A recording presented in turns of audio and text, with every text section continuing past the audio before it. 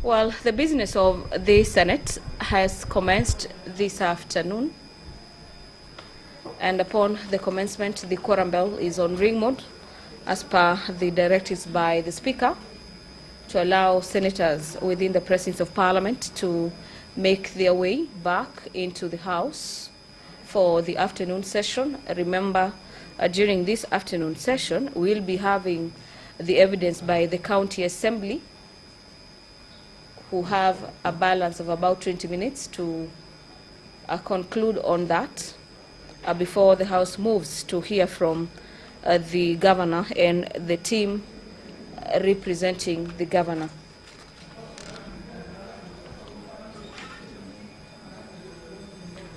It is a balance of 20 minutes, and there will be provision for re-examination. After that, the House will be moving to the Defense Council, where the Governor has been allocated a maximum of 2 hours for cross-examination, and the balance for cross-examination from the witnesses presented by the County Assembly. The Governor's team has 10 minutes for cross-examination. During this afternoon sitting, the House also, according to the rules on matters impeachment, the senators will also be seeking further clarifications and asking questions in regards to the presentation made before the House. According to the running order or the program for this impeachment, the Senate has planned itself that about 3:30 p.m. to 6:30 p.m. the Senate will be considering the evidence by the Governor, this being the evidence of witness, if any, cross-examination and re-examination. It is an exercise that has been allocated 5 hours, with the Governor having a maximum of 3 hours for evidence by witness and re-examination. Now, we will therefore proceed with the afternoon's business as contained in the order paper. Clerk, you may proceed to call the first order.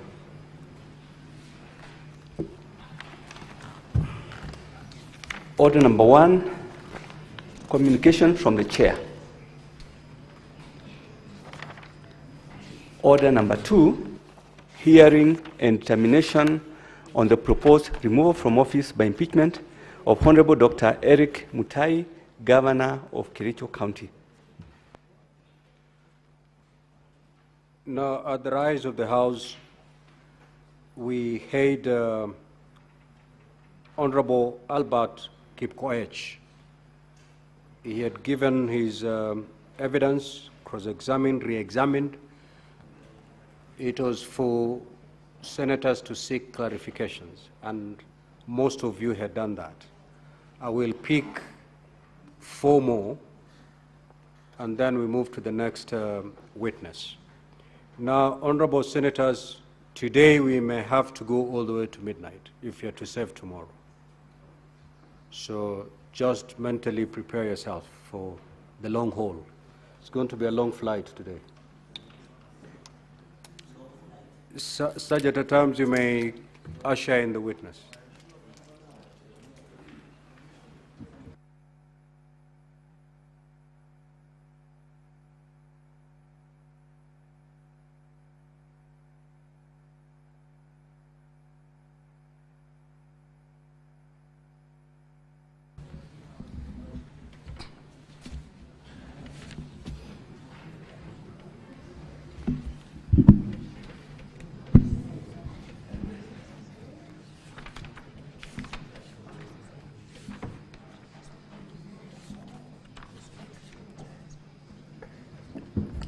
Honorable Albert, just to remind you that you're still under oath.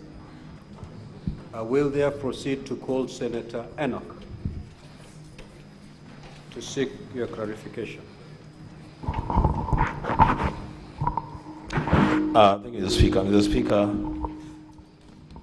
mine is directly to the witness. And he has brought before the Senate a number of issues of impropriety, allegedly, against the governor. What I wanted to know from him, so that I make up my mind on how to proceed, is whether the governor, in his own opinion,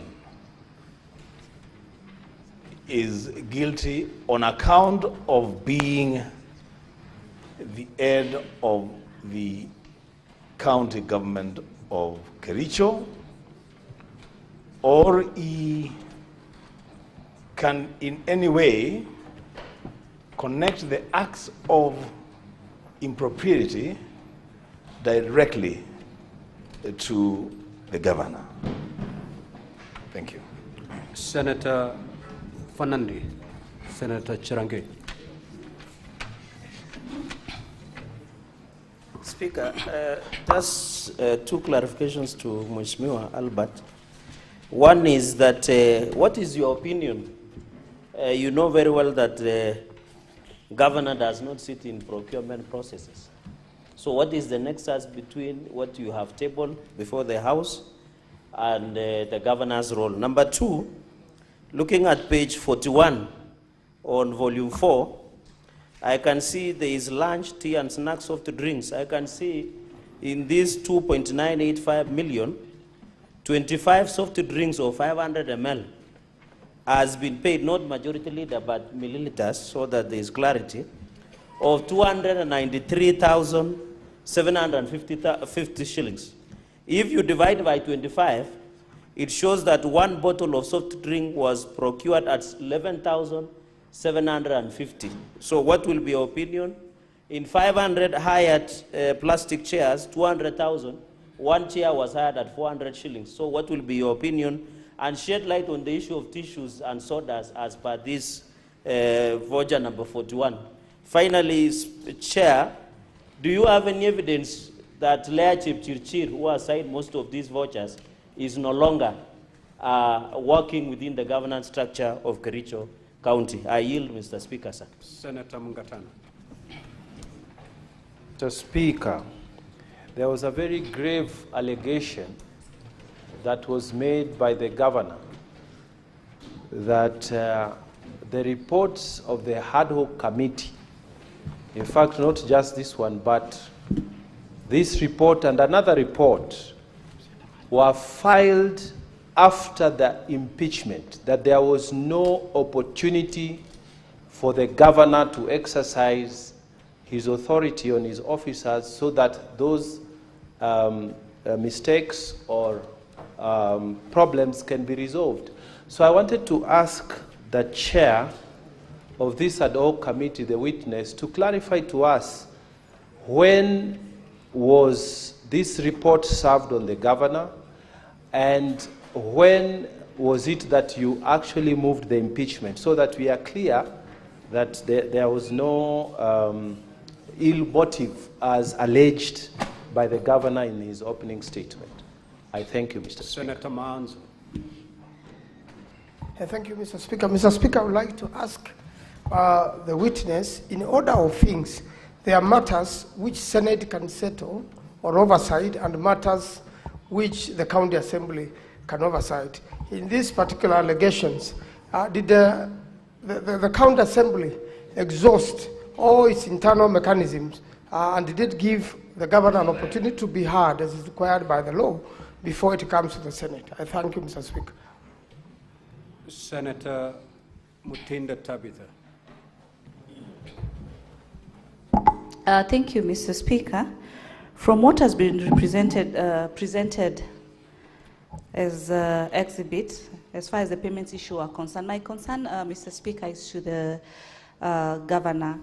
All these various payments from the different departments that have been queried, what actually would be his take. And when I listened to the MCA, he stated that they do not do oversight. I would want to understand then what is their role, because when he was asked if they did ask the governor to appear to be able to explain the fictitious payments that had been done, you seemed not to have authority to summon the governor. I would also need a clarity from the MCA. Thank you, Mr. Speaker. Senator Wafula.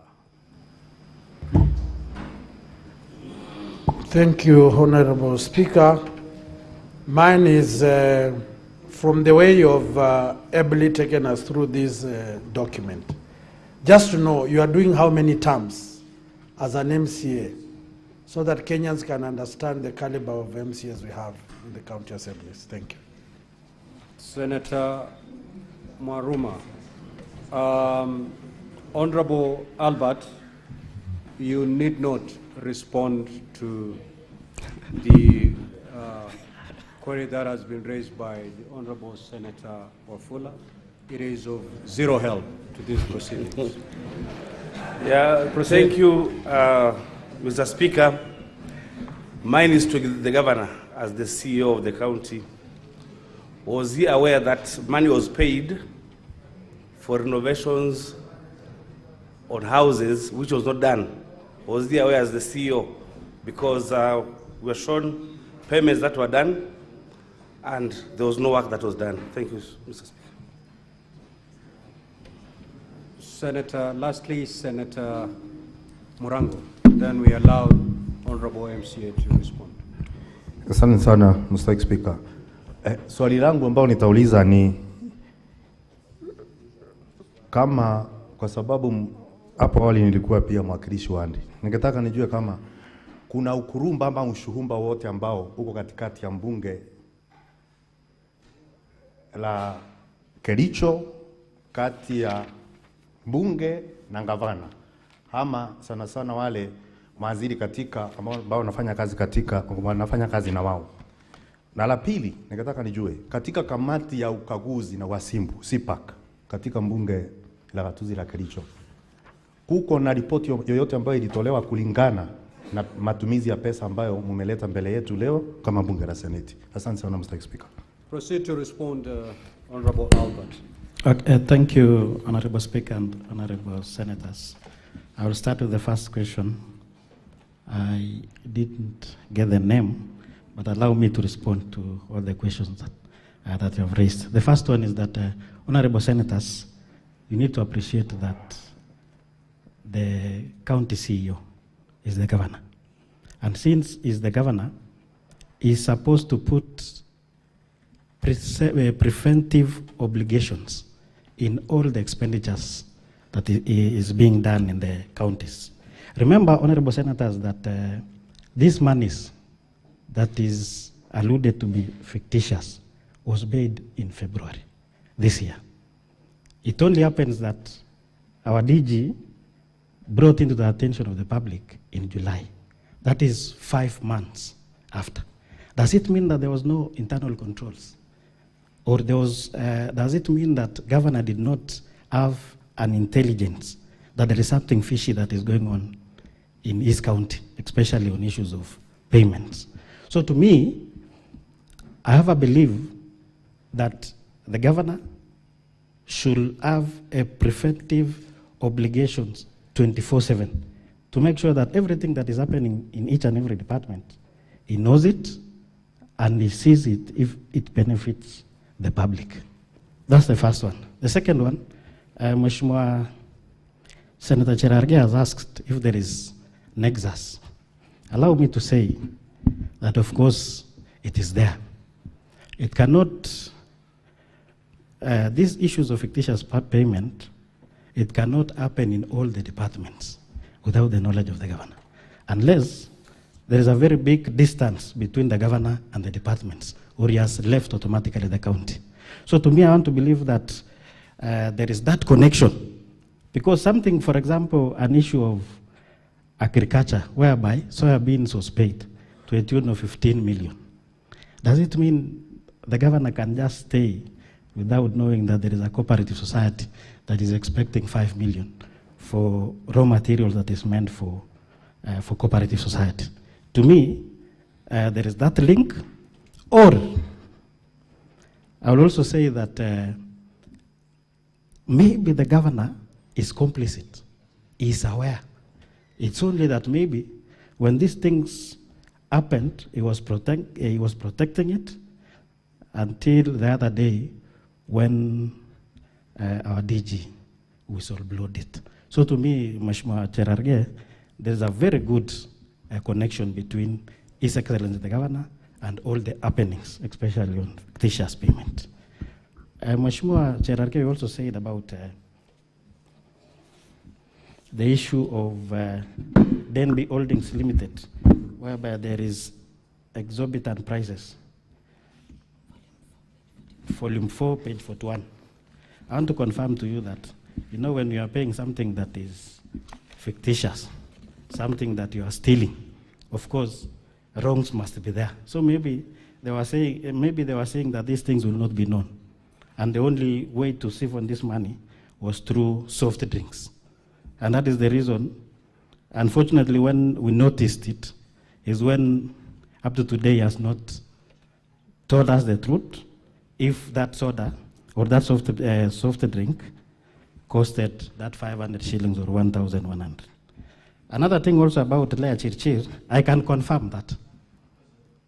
I want to confirm because I was elected in 2017, so I was with Lea in 2017, 2022. And then when the governor came in, he brought these people as chief officer. So I'm very much aware that Lea Chirchir was there before and is no longer there today. The CEO that is there is QS Anderson Terer.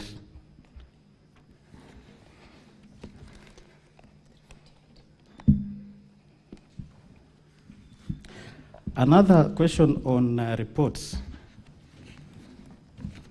It is not the first time that the Kericho County Assembly is responding to or is giving His Excellency the Governor ad hoc reports.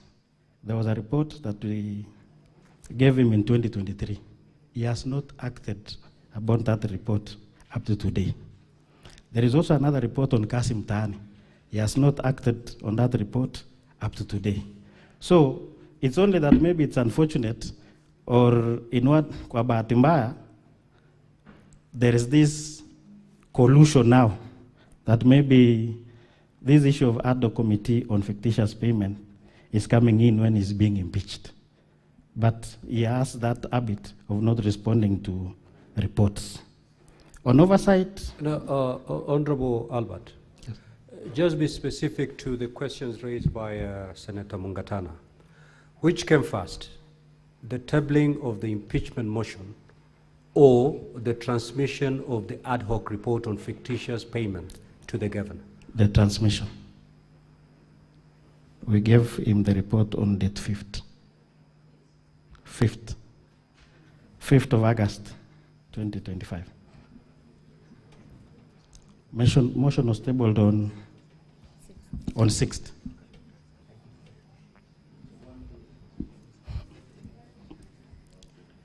Okay, on issue of... You're saying the report was transmitted on the 5th? Yes. And the motion tabled on the 6th? Yes. Okay, proceed. But remember, Honorable Senators, that the only person who prepares a motion should give us the reason as to why he decided to use report on fictitious payment. So maybe that one can be answered well when the mover will appear here. It's okay. Proceed, Mheshimiwa. There was that question on oversight, whether we have invited the governor to appear to the assembly. I want to leave that to you because the issue of law, are we allowed to invite the governor to the assembly to answer on issues? I want to believe that the only way we can invite the governor to the assembly is through the impeachment. And that is the reason why we invited him on date 15th to answer on these issues. Unfortunately, he did not answer on that particular day, especially on 85 million that was siphoned through fictitious payment. Mheshimiwa, The Honorable Senator for Makueni asked this question. Yes. That having worked so diligently as a county assembly and unearthed the fictitious payment and compiled a report, was it not prudent on your part to hear the other side through the governor, so that he can explain exactly what happened and maybe what action he may or... Yes, we did. We invited CCs, headed by CC Finance and his team from the finance, and also all the chief officers from the affected departments. And I want to believe that since he heads the cabinet, those people were responsibly represented him at the assembly.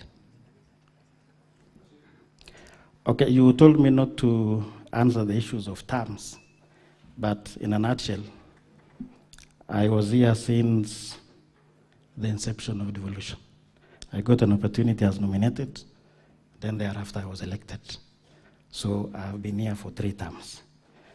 On the issue of PAC, the Assembly responded to these issues of 85 million financial impropriety because DG wrote the letter to the Assembly listing the 46 companies that was affected.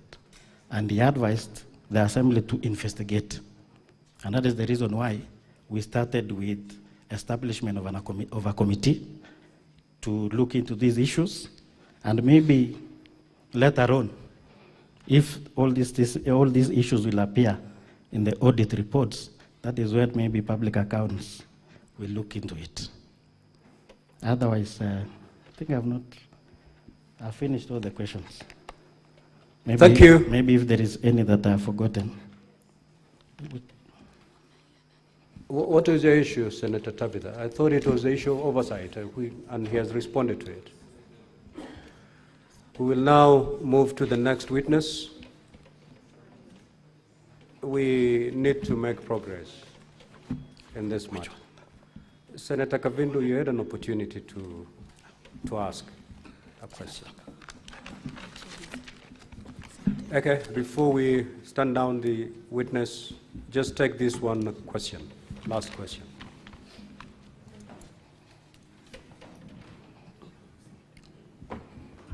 Thank you, Mr. Speaker. Just one question to the witness. You say that you've just answered one of the questions and said that you had summoned the CECs and the CEOs. I would like to know, when was this done?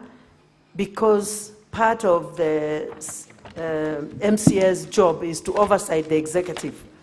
And if there was all these irregularities, definitely you would have summoned the CECs to come to appear before you as the county assembly and answer questions.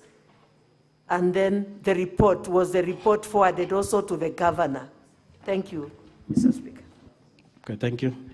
Allow me to state that we invited them. If you have my affidavit, volume 2, allow me to take you to paragraph 9, sorry.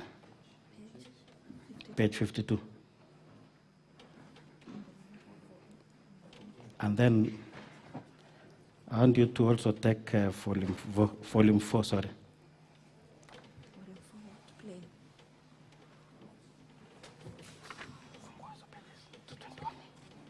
The first witness invitation letter is in page 221. And that is the whistleblower. So you can see the date. He appeared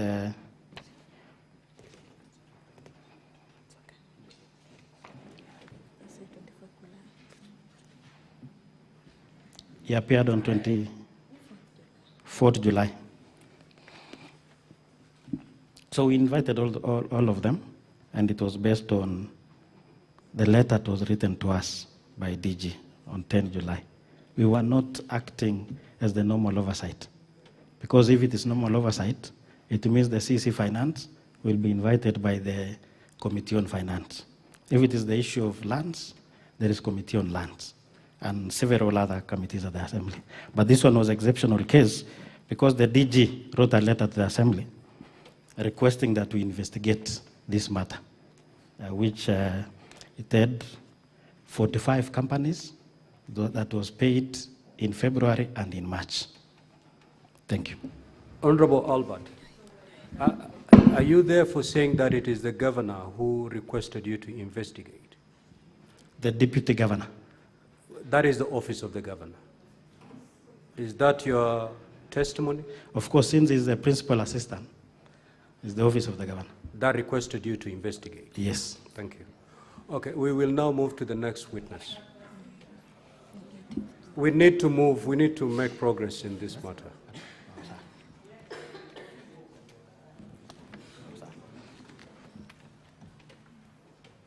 Council for County Assembly, you may now usher in your next. How many witnesses do you have? Because between this witness and your last witness, you have only 20 minutes and 32 seconds. Thank you, Mr. Speaker. Sir, for the constraint of time, we will be calling our last witness.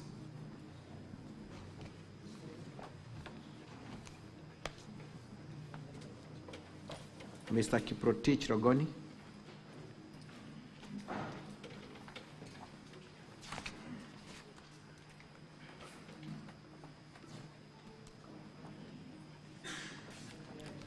And as we usher him in, his affidavit is to be found at volume 2 at pages 1 to 50. Volume 2 of the County Assembly's documents, pages 1 to 50.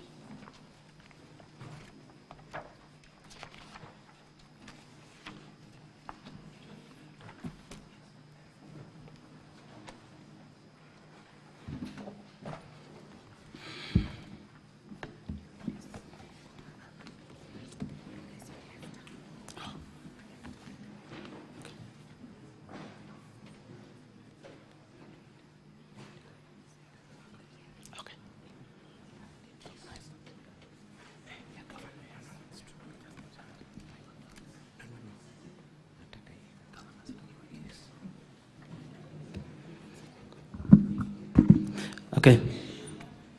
I, Honorable Kiprotich Rogony, do solemnly swear that the evidence that I shall give before the Senate in respect of the matters before the Senate shall be the truth, the whole truth, and nothing but the truth. So help me God.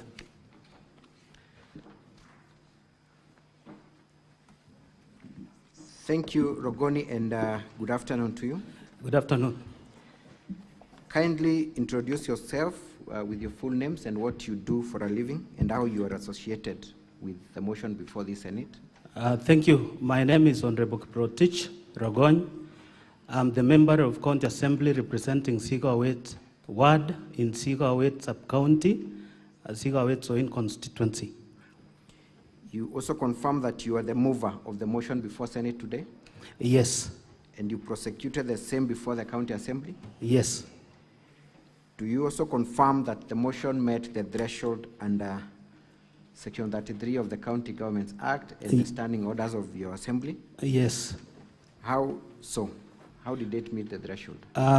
We voted, when the vote was called, we voted, the members voted 33 of the 47. Threshold is 32 members of the County Assembly.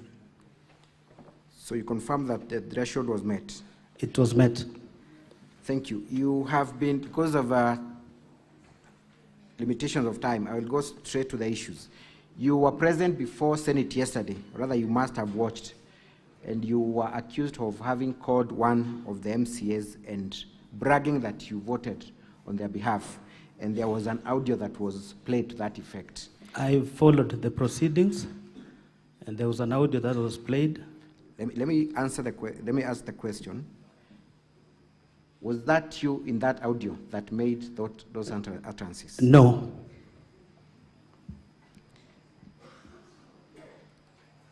have you at any given time talked to that member of County Assembly making those brags? I don't recall. I've never spoken to him on the subject matter that was played out in this Senate.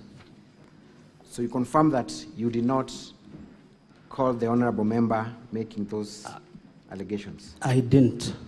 And as a matter of fact, did you vote for this member of County Assembly or any other member of the County Assembly? I only voted for myself. I never voted for anybody else. Are you aware of any instances where one member of the County Assembly might have voted for another? It was impossible because from the link, if you voted, once you voted once, it becomes inactive. So you cannot vote twice. Thank you. Indeed, look at volume 1 of the governor's documents at page 261. Volume 261 of the governor's response. Volume 1 rather, page 261. There is a certificate of electronic evidence. Yes. Are you on that page? See? Yes. Is the number provided therein your number? It is incomplete. It's not mine. It is not your number? Yes. For record purposes, kindly tell the honorable senators what your number is that you ordinarily use and how many numbers you have for that matter. I have only one number. My number is 0724 290 295. Is that the number that appears on that electronic certificate of electronic evidence? It is not. Thank you. What would, that is at page 261 of volume 1 of the governor's response, at paragraph 2. Volume 1 of the governor's response, page 261, at paragraph 2. What would you say then of the member who accuses you of having called them, confirming that you voted for them? The claims by the member, I can say, is malicious because even from the audio, I could not even tell who the person he was talking to was. So I wasn't the one he was talking to. Thank you. You have been following proceedings in this impeachment process. Most of the grounds have been covered by witnesses who came before you, so I will limit your evidence to the remaining issues. Let us go to the issue of the Londani accident and how you allege the governor of having misappropriated funds that were donated for the victims. First of all, confirm how many members of the public lost their lives during that unfortunate accident. From the report of the ADO committee, 52 members were lost in the how accident. many others were injured?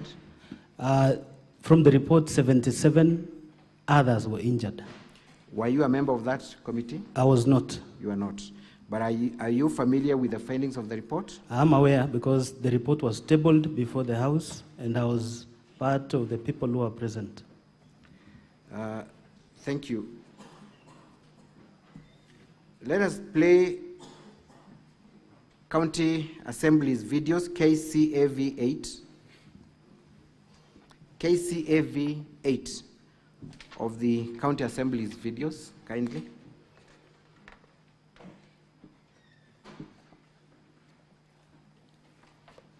Takes to ensure that the victims are compensated properly.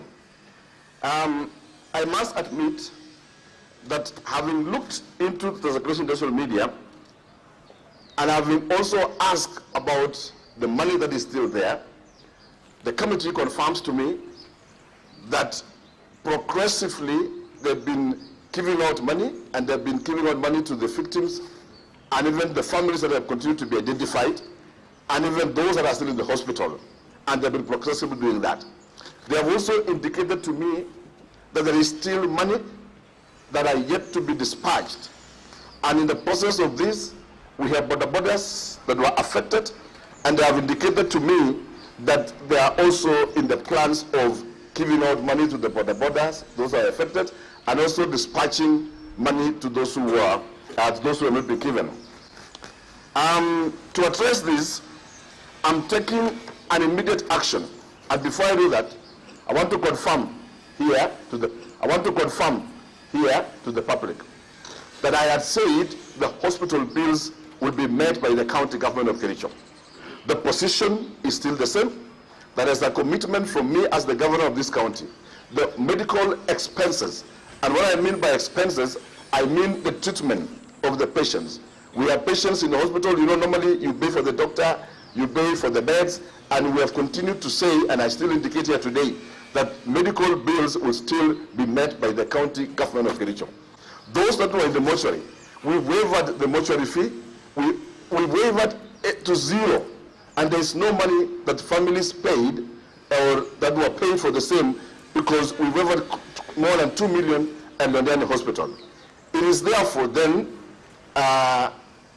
based on the circumstances that has been there in social media, I would wish to indicate as the governor today that there is no money that should be paid to Londani Hospital or Kericho Revaro Hospital.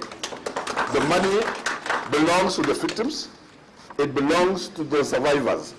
And I have directed today to the committee that they need to step out, make sure that whatever money they still have be paid immediately and promptly. Thank you. We can stop there. The governor is alluding to a committee that is in place. What was this committee that he was alluding to, that he's seeking to direct on what to do? You will recall when there was a whistleblower on the issues of this fund. The Speaker formed another committee that was led by the Honorable Moses Rotich, MCA Tendeno Soget. Now the governor came up with a committee of his own. Now this is the committee he's talking about. Who are members of that committee? I cannot recall the names of all of them, but now there is also a committee formed by the governor and the county commissioner that was led by the then county secretary, Dr. Wesley Bor, and the county commissioner being a co-chair. And who appointed this committee? The governor himself. The governor himself. It is the same committee that the governor is seeking to direct on how to use the funds, correct? Yes. So would you say that the governor was in control, in charge of this committee? He was purely because of the... Just yes or no? Yes. Would you say he is or he is not? He is in charge of the committee. Thank you. And we have seen the governor confirming that no money will be paid to any hospital and that the money that was donated was meant for the victims, correct? That is true. What did the committee investigating how these funds were used? So the other committee discovered that there were minutes drawn by the same committee that we talked about, led by Dr. Wesley Bor, where the victims were paid slightly below 5 million. That's almost 5 million. And the rest of the monies were expended. We will have a list. Kindly take us specifically to that part of the report. So it is found in my affidavit, page 44. Page 44, that is what you said, but we want to look at the report itself. Volume 2. Volume 2. At what page? Page 44. No, we're not looking at your affidavit, Rogoni. We want to look at the actual report. Okay, the report is in...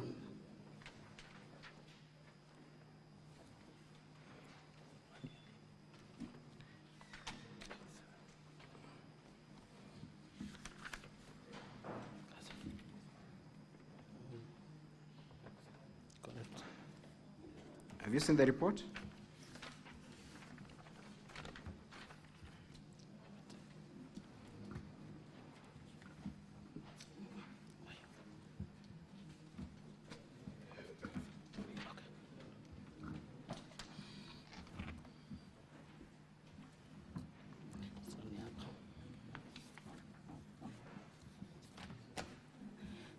So,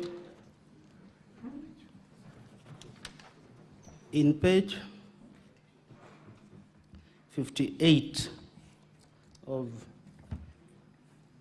volume 4B, the committee was able to establish the following findings: that each victim, those who are alive, were paid 60,000, and that is 52 of them. Before we go to the amount paid to the victims, how much was raised in total as per the committee? 14 million, 13 million in form of cash and 935,000 M-Pesa.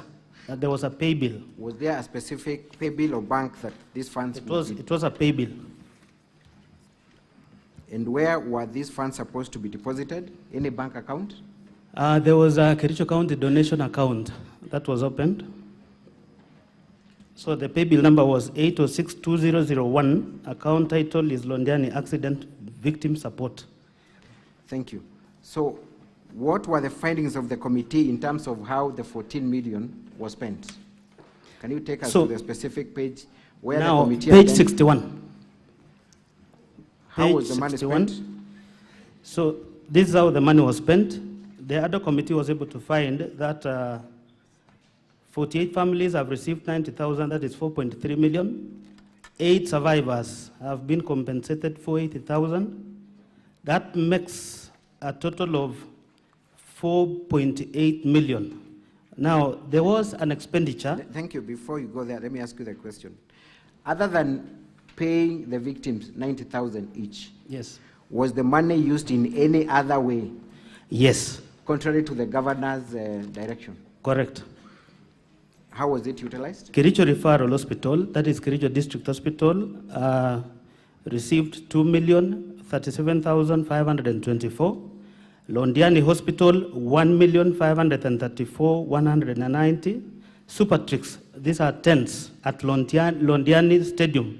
This was during the fundraiser, and 2.945 million. Supershine, tents at Ray's Hotel, 411,000. And we have Ray's Hotel lunch for 100 people, 100,000. PSM, those are the ward administrators and the rest, printing and refreshment, 423,000. County Commissioner, fuel and meal allowance for the team, 300,000. So we have the damaged motorcycles, 300,000, and that brings a grand total of 13,540,714. What was left in the account is 112,296. And remember, they have not added what was in the pay bill. Thank you. So what percentage in your assessment went to other expenses other than compensating the victims, contrary to the wishes of the donors? So nearly 10 million shillings went to other expenses out of the 14 million that was raised. And that is nearly 60%, 60-65. Let's go to volume 4D at page 57. Volume 4D of the County Assembly's documents at page 57. Were you able to collaborate from bank statements that indeed the monies were spent yes, in other ways other than compensating the victim? Let us go to page 60 of volume 4D. That is true. Confirm from, first of all, page 57, in whose name is that account? Kericho County donation account. Was that where monies in respect to... This is where all the monies from the fundraiser were deposited in. Page 4, volume 4D, Honorable Senators, at page 57. Go to page 60, and I want you to look at the last transaction. Page 60 at the last transaction. The third last. The last transaction. Oh, the last transaction. At page 60. Yes. Tell us what is the nature of that transaction and whether you know who the person that transacted was. Fernandez Korir, who is a signatory to this account. And what role does he play in the county? Is the Director Finance. Is he the CFO? CFO, that's okay. He's the Deputy Director, but CFO. How much was withdrawn in cash? 423,000. Can we go to the second last transaction on the same page? Supertrix Limited Entertainments. Was that the same company that you had discovered supplied tents and was supposed to be paid? Yes, how in much? Londani Stadium, 2,945,000. Let's go to page 61. 61. The second from the top. 61 of the same volume. These are withdrawal. From who? By Fernandez K. Korir. How much? 300,000. Let's go to the third transaction on the same page. This is a withdrawal again. By who? Leonard Oti. The amount? 100,000. Let's go to the fourth transaction on the same sheet. It's a withdrawal again. How much? By Leonard Oti, 300,000. Counsel for the County Assembly, keep your eye on the clock. Proceed. Thank you, Mr. Speaker, sir. Maybe perhaps at this juncture, I would seek for your indulgence to be just given 10 more minutes to complete with this witness. I will be able to shorten my examination. Very well. 10 more minutes. Thank you. What is the nature of that transaction? It's a withdrawal. Yes. Of 300,000. 300,000. By Leonard Oti. Who is Leonard Oti? This is a signatory to this account, and this is an employee of the county government of Kericho. In what capacity? He is an accountant. He's an accountant. Are these people who are appointed by the governor to sit in this committee? I believe this is part of the team that sat in the committee of the Londani. At the beginning of your testimony, did we see the governor saying that you direct the committee on how to utilize the money? We saw the governor. So do you then think that the governor was aware or ought to have been aware of the transactions that took place in this account? This squarely puts, the statement of facts to the governor, because he committed that all the monies raised were meant for the victims, but up to 9 million cannot be accounted for. Thank you. Did you have an opportunity to visit Londani Hospital and any other hospitals that these monies are purported to have been paid to? The ADO committee paid a visit to Londani Hospital, Kericho Referral, and even up to Nakuru, where most of those patients were referred to. What was unearthed from their physical interaction with these hospitals? One, most of those hospitals, they had not, and they were never paid the amounts that they have been, that is indicated in the report to have been paid to these facilities. So in your assessment, how much money from the donated amount never got its way to the victims? 9 million shillings. To date, has the governor explained to your satisfaction or even to any level of satisfaction how that money was spent? Even after the report has been produced, the governor has never given any explanation. And when was the report produced and forwarded to him? In 2023, that is the month of August. 2023, the month of August. So was this motion in anticipation of the report, or it was the report that came earlier? It is the report that came earlier. And remember, this motion, the motion to impeach the governor in the precious impeachment, this motion featured as one of the grounds. What were the specific recommendations you sent to the governor in respect of the handling of this fund?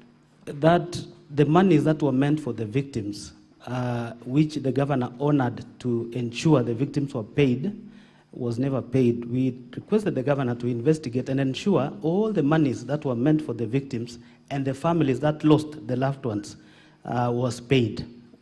I am made to understand that the specific officials that were highlighted as having misappropriated this fund subsequently went to court to seek injunctive orders against the implementation of this report, correct? Yes, they anticipated disciplinary action. Just a minute. Is that true or not? That is true. Who were the parties of that case? It was once Dr. Bor, there is a CEO, Betty Chebe, and others. Was the governor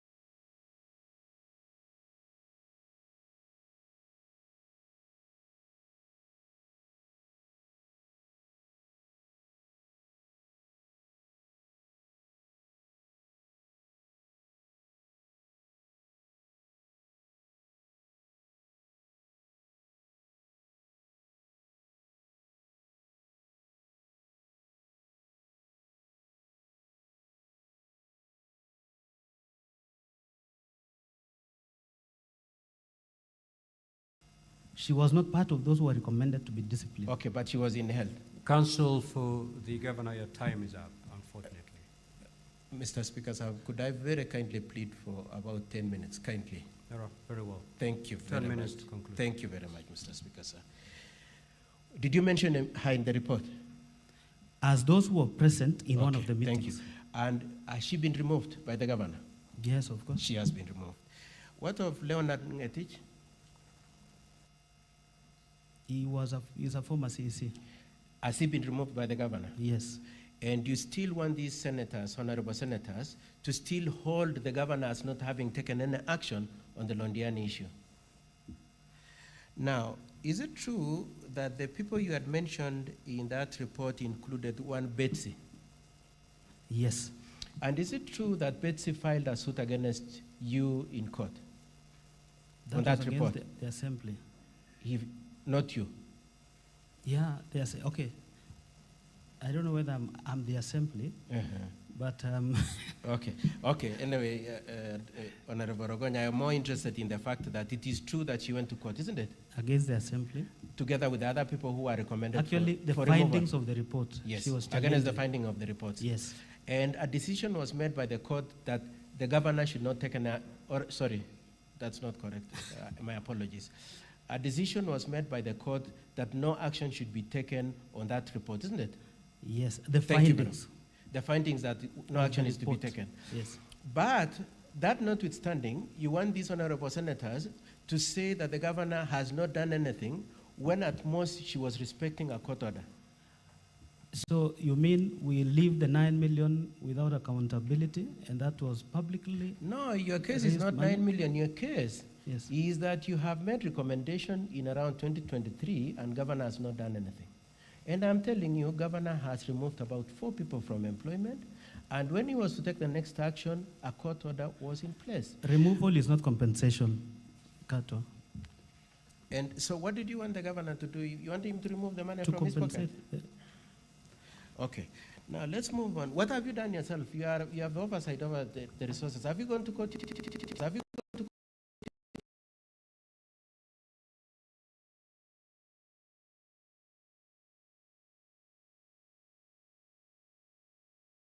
the ESCC which is investigating? Have you recorded that statement? Now who records Have you? Have you? Just answer the question, yes or no. Okay, I haven't. You haven't. Have you written to ESCC to investigate? Counsel. Have you? Out of the report, it have find you its way written to to the ESCC to investigate this issue? ESCC can acquire this information I'm from the asking assembly. you, Honorable Rogon, you're saying the governor has not taken an action, and I'm firstly asking you, as the accountable person that you want to say you are, have you written to ESCC to investigate this issue if you are as aggrieved as you are, as you pretend to be? Perhaps I'll need to... You need to write. Mheshimiwa, to write. Avoid being dodgy. These are very simple, straightforward questions, so that we save on time. Mr. Speaker, it's a committee on implementation to follow... Proceed, counsel, for the report. governor. Proceed. Thank you. Now, it is true that this issue of Kasim Tani and Londani were part of the impeachment complaints that you made in September 2024. That is true. Yourself, isn't it? Yes. And you've brought them back again today. That is true. And in the next one that you propose to bring, you will bring the same ones, isn't it? At least it's been prosecuted now. It was not. Remember, our case was not heard in the last impeachment. You are saying these senators didn't hear your case? They didn't hear because of the preliminary objection that you brought in. You are complaining against them? Because our file was never opened. Okay. And at that time, you didn't manage to get 32 MCS, which was 2/3. We now have 33. And this time round, you didn't get until you voted for Kibet yourself, Honorable Rogan. I voted once, Council. You voted for Kibet, and you called him and told him, let me give you 400 so that you swear an affidavit to say, I have 200. 200 plus Dubai plus Rwanda. Council, that clip is not me. But the voice is exactly this one, Honorable Rogan. How do you explain that? Council, the person who was talking in that clip was a bit drunk. I'm not drunk. I don't even drink.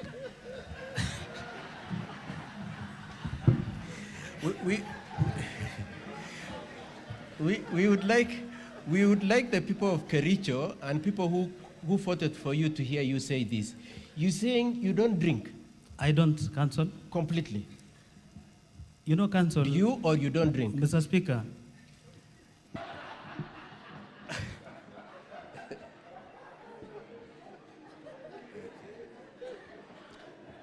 The moment you are a Seventh-day Adventist, don't drink.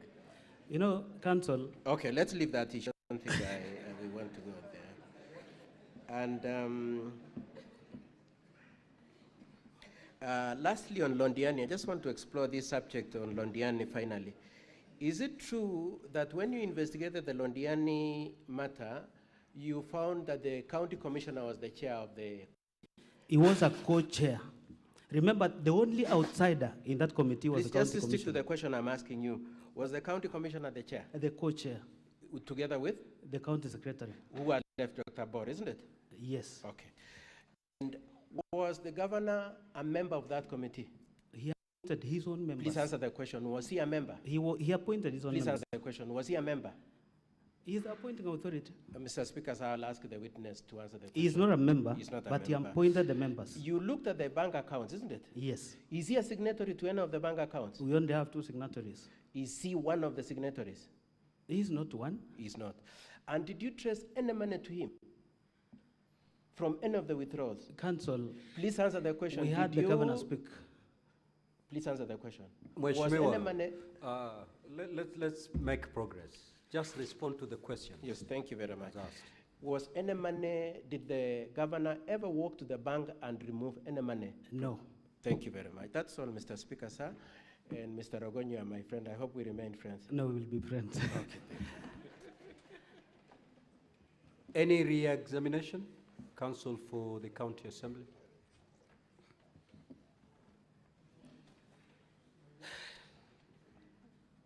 Thank you, Mr. Speaker. Sir, very briefly, Mr. Ogoni. Yes. Other than the Auditor General, has any other independent body taken up investigations in respect of the Kazi Mtaani initiative, to the best of your knowledge? EACC says the mother, and PPRA too. PPRA. What has, we're looking at the letter at page, page 206. Volume 4, page 206. Volume 4 of the County Assembly's document. Yeah. What is the title of that letter from PPRA? A report ad hoc committee on Kazi Mtaani project implemented by Litein and Kericho municipal boards. Indeed, PPRA is requesting for documentation that they had earlier requested for in the month of January, correct? Correct, 13th of January. So is it then correct for the governor to state that there is no other independent body that has taken up the matter? It is wrong, of course, for him. It is not correct. It is not correct. Thank you. The governor has also stated through counsel that Dr. Wesley Bor was removed from office by the governor. Has the governor produced any document to indicate that indeed Dr. Wesley Bor was removed from office by the governor as a result of your recommendation? None. Is produced none. To the best of your knowledge, what were the circumstances surrounding the exit of Dr. Wesley Bor? Dr. Wesley Bor, remember, he was heavily mentioned in Londani accident and again in Kazi Mtaani. So the Honorable Paul B., who was the chairman of Kazi Mtaani, produced an impeachment motion against Wesley Bor. Wesley Bor tendered resignation upon the signatures collection because he was going to be impeached. He resigned. Thank you. You found that it was in the case before court barred the implementation of the committee, that the governor saw an affidavit asking the court not to allow the implementation of the committee. Correct? Thank you. You've also been told that one of the witnesses who appeared before the court yesterday, one Edna, Tonu, was the CEC in charge of health at the time. I want you to look at page 82 of volume 4B of the County Assembly's documents. Volume 4B. At page 82. Page 82. Kindly tell us who was the CEC in charge of health at the time. the CEC in charge of health, that time Council was... for County Assembly, your time is up, unfortunately. Just 2 minutes, kindly. Nora, we'll give you 2 minutes. Thank you. Who was the CEC in charge of health at the time? Bill Brenda B. Is Bill Brenda B still a CEC? She's still serving. She's still serving? Yes. Thank you very much, and that's all for this witness. Thank you. And that brings us to the close of the County Assembly's case, but I will be making a short application after the witness has been interrogated by senators. Thank you. Any questions or clarification from the honorable senators? Clarkson should work on that order. It's round long. Yes, Senator Fandi.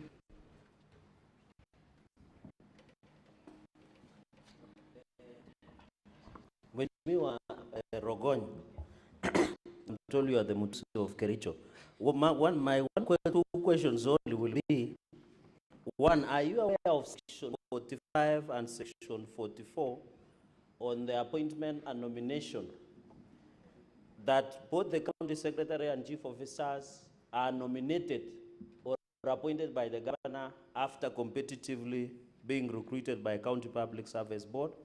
Number two, Speaker, sir, is the ground on fictitious payments the only ground that you want Governor Mutai to go home?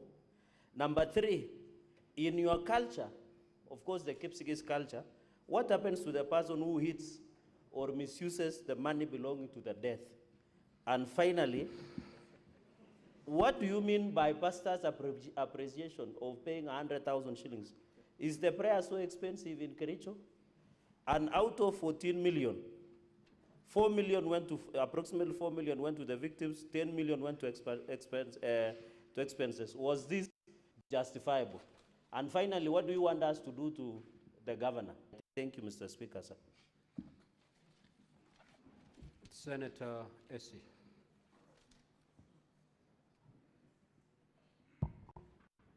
Thank you, Mr. Speaker.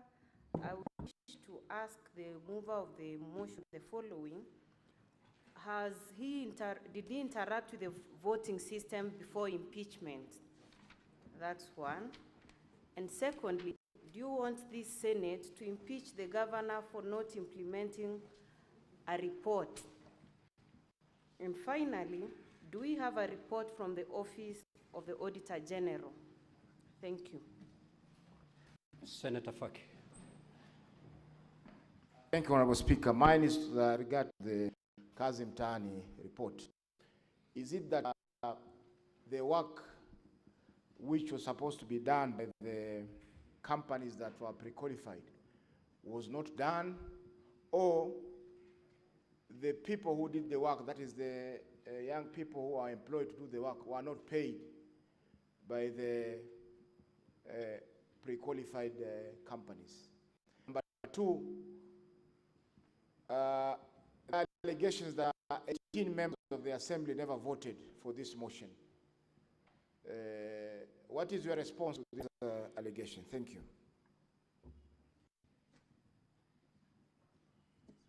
Senator Kericho Tabitha.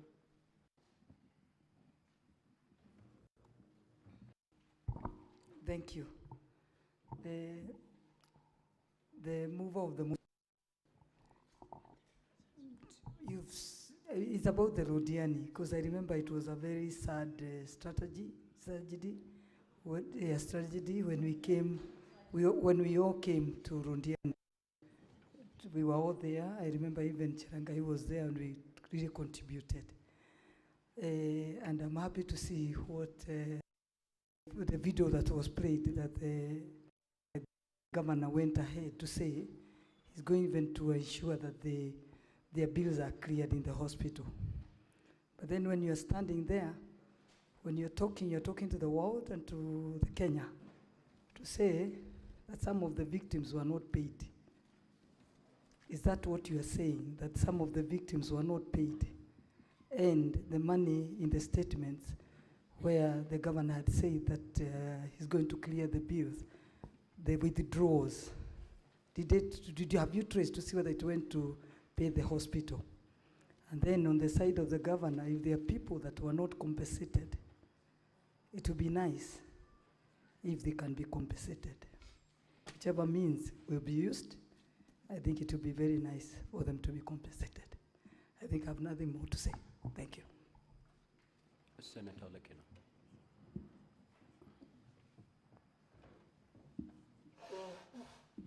Thank you, Mr. Speaker. My question is direct to the witness, and reminding you that you are under oath.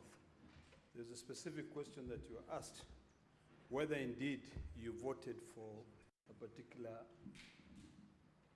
MCA. That is issue number one. And I want you to be very candid on this matter. Earlier on, we were dealing with the issue of the threshold.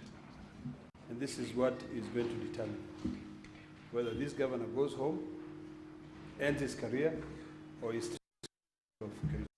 So can you please reiterate and repeat under oath whether or not you voted for the nominated MCA, or whether you offered him an incentive to be able to vote so that you can achieve the threshold. Thank you, Mr. Speaker.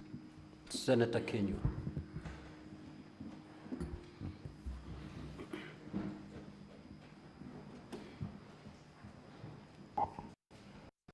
Thank you, Mr. Speaker.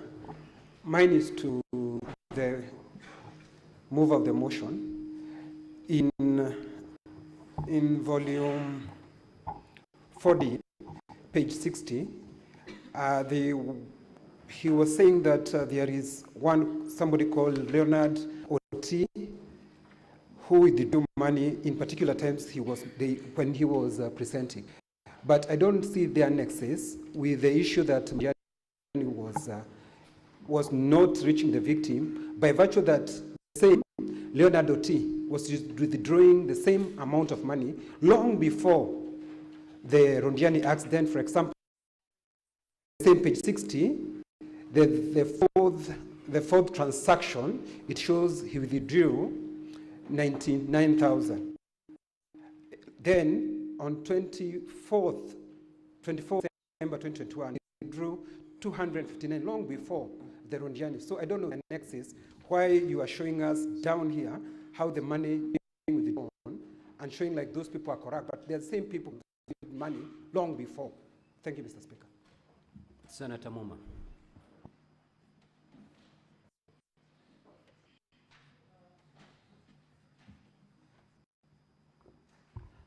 Thank you. Now, my question is for clarification on the issue of whether the governor is accountable to the assembly, whether you are able to call the governor. Of all the issues you've raised, in his opening remarks, the governor said he has not had an opportunity to look at and implement the ad hoc report. Is it possible that the issues you have raised in terms of payments, rogue or is it fraudulent payments, and others of misappropriation of funds has just happened, or is an issue that has happened before this ad hoc report?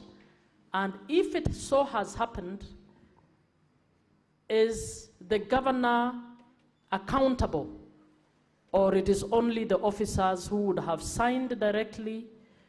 There are people who would have been on a committee who would be accountable. Can you guide us on the nexus between accountability and the governor on the issues you've raised? Senator Tobiko.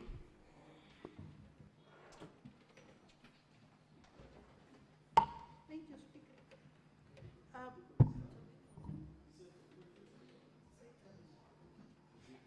No. Thank you, Mr. Speaker. Mr. Speaker, I wanted to know from the witness, according to you, how many MCAs actually voted for the impeachment motion that you moved?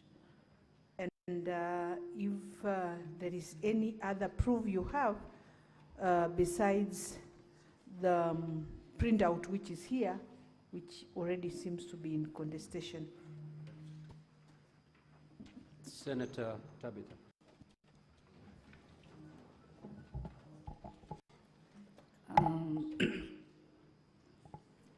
Mheshimiwa, could you clarify before this House if in any way you either forcefully took any of your colleagues' phone and voted without their consent? Number two, in regards to this fund for the victims of Londani tragedy, what was the total amount that was contributed in order to assist the victims? And lastly, on volume 4D, from page 60, we've seen the withdrawals by Fernandez Coril on 21st, amounting to 423. On the same day again, another withdrawal of 300,000. On the same day, another withdrawal by Leonard, amounting to 100, and another withdrawal by the same Leonard, amounting to 300. Who are the signatories of this account? And as we currently speak, these people are fired. In your wisdom, do you feel that these people participated in one way or the other by fraudulently or in whichever capacity, they withdrew this money for their own personal gain? Again, on volume 4B, page 83, I've been able to look at the total expenditure. The alluded expenditure is actually explained earlier, amounting to 13.5 million. But Senator Mariam Sheikh. Honorable Senators, you have under 2 minutes, so condense your concerns.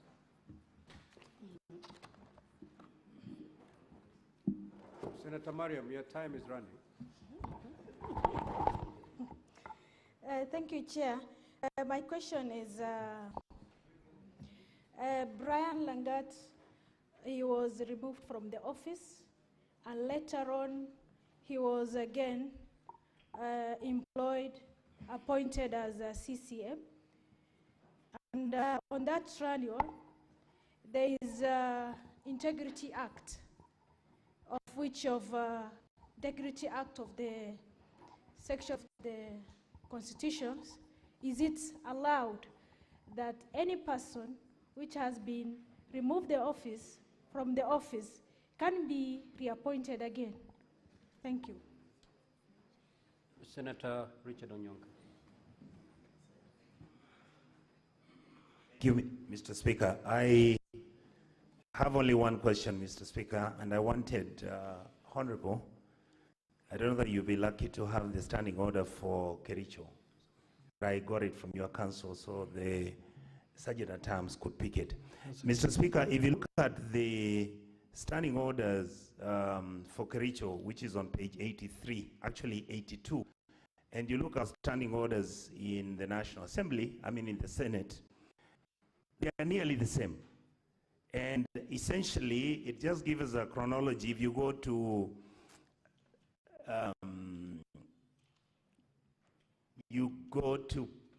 standing order 36. No, sorry, Mr. Speaker. It is basically on electronic voting. What I wanted you to clarify, because it's a matter that we've discussed as members of this sitting, when the voting was done electronically, did you people have a manual system in case the electronic system was going to fail? Because that's what we do here. Every time our system will fail, the speaker will say log in. If it logs in and it doesn't, we are then asked to actually walk to the speakers and we then register and say, no, I wanted to vote yes or no. Did you people have such a last line of defense in case electronic voting didn't work? Because the question that is related to that is what would have happened if the electronic system didn't work? Thank you, Mr. Speaker. Senator Karen.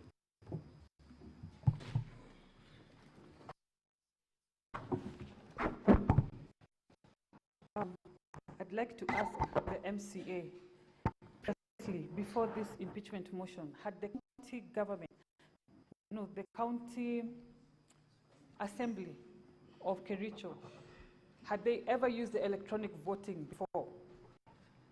And also, what safeguards are in place to prevent alteration of votes once they have been cast?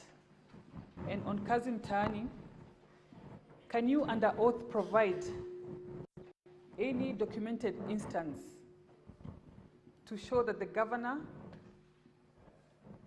personally diverted, interfered with, or manipulated the Kazim Tani program in Kericho County? Thank you. Senator Boni. Thank you, Mr. Speaker.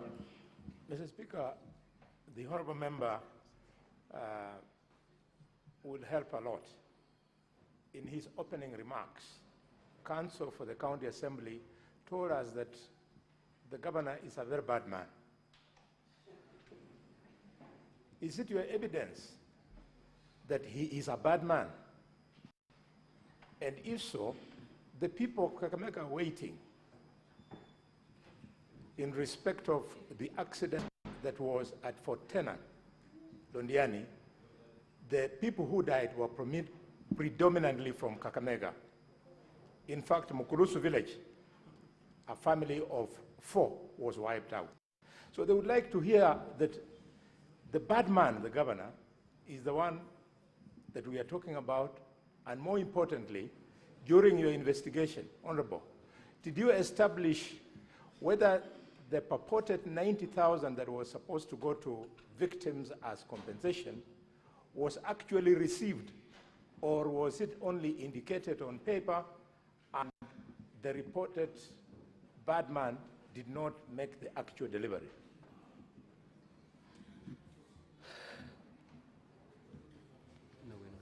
Senator Gatana. Asante Bwana Spika. Mimi nilikuwa nauliza katika hii ripoti ya Londiani, Mheshimiwa ametuambia kulikuwa wenyekiti wawili. Kulikuwa county commissioner mwenyekiti, kulikuwa mwenyekiti. Lakini katika mazungumzo yake sikusikia taje hatua gani zimechukuliwa dhidi ya county commissioner. Maana kama kuna hatua zimechukuliwa upande huu, lazima pande hii pia achukue hatua. Kwa hivyo nilikuwa nataka kujua kama mheshimiwa katika recommendation ama katika ile report kuna hatua gani mmechukua, ama ilikuwa target ni moja na ni hiyo yake. Asante Speaker. Senator Mundegi. Asante Bwana Spika. Swali langu kwa mheshimiwa wa Kericho. Katika Kenya kuna mipangilio ya kazi wakati pesa imekuja masinani ama kwa serikali, mambo ya Procurement Act. Na kama mlikuwa naangalia kazi vizuri, ndio tujue mnasema ukweli. Mliangalia katika kila wakati yote kuna tangazwa pre-qualified contractors na suppliers wa vitu, hata youth na disabilities. Wale watu wote mmetanza wamelipwa pesa. Wakati mlikuwa naendelea kufanya oversight, mliangalia ama walikuwa pre-qualified, ama walikuwa wamekuwa gazetted kasile kubwa, ama walipata kazi namna gani, ama wakati unajua pia kuna system ya kunjaza ile kazi kila kona, sio mambo ya kupatiwa makaratasi. Mliangalia hiyo mambo mkaona kama ilikuwa inajia ile inafaa, ndio muweze kuona. Kwa sababu wakati kazi imetangazwa, mpaka wale watapeana kazi mpaka angalie mtu wa chini na wa juu walijaza hiyo makaratasi namna gani, ndio ifike hapo na walipwa namna gani. Asante Bwana Speaker. Senator Osotsi. Thank you, Speaker. My question to the witness is that the system that was used to do the voting, according to the evidence before us, is a system that was developed locally by your people. Is that the case? And if that is the case, speaking as an IT expert, we know that once a system has been developed and installed, there are processes that are done to make the users of that system be able to use the system well. What were the circumstances in which the system was installed today, and then the next day it was supposed to be used for an important exercise of voting? What are those circumstances? And why was training not done properly before the MCS could be allowed to use this system which was developed locally? Number two, I am sure, being an elected MCA, you understand a bit of IT, having gone to school. Do you think it is safe to use IPPDT and a password which is an ID number to log into a system? What would be your basic requirement of a strong IT security environment? Would an ID or an HR number, IPDD, be inappropriate to log into a very high sensitive system? Senator Kisang. Thank you, Honorable Speaker. Honorable Speaker, I have two issues. Number one is, as a third-term MCA, I believe when the last impeachment case failed, I expected you to go back to the county, reconcile with the governor, and work for the people of Kericho County. Did you make an effort as a senior member of the assembly to down and see how you can work for the county and with the governor? And then lastly, Honorable Speaker, I wanted to find out from the MCA, during the voting day, how many MCAs in total were in the chamber? Because from the results that we have seen, it's only 33 that voted. The other 14, what did they do? Did they, because they expected to be either absent or abstain or vote no? And then the last one, if I still have time, if you go to volume 4A of the county assembly, you have said the challenges they faced. The committee, there was limited access to critical information that the committee required to verify allegations raised in the Kasim Tani. Who is this particular person? How come you were not able to access any information on this particular report on Kasim Tani? Senator Abbas. Thank you, Honorable Speaker. Mheshimiwa Doc, my question is that, as you're aware, the governor is the CEO of the county. The governor commits no funds, signs nowhere. But of course, we have all the institutions in place. We have the treasury, we have the accounts, you have the procurement, and even the time of giving the contracts, there are committees that have been formed. In your investigation of the other committee, was there anybody who was committed for committing the anomalies that you have now found? That they gave contract to people, they paid the money before you came to the governor. Was there anybody who has been sacked? Was there anybody that you have recommended and the government has failed to sack? Or you feel that the governor is directly capable of doing, all that wrongs are taking place? Senator Kavindo Agnes.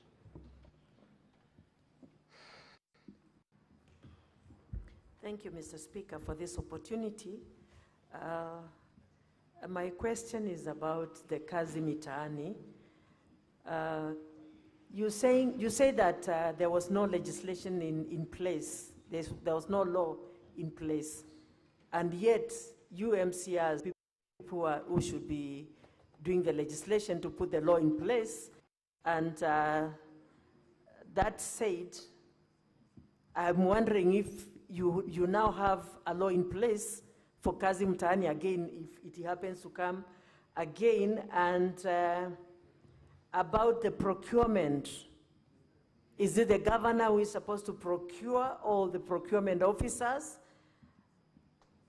And were the companies which were given the procurement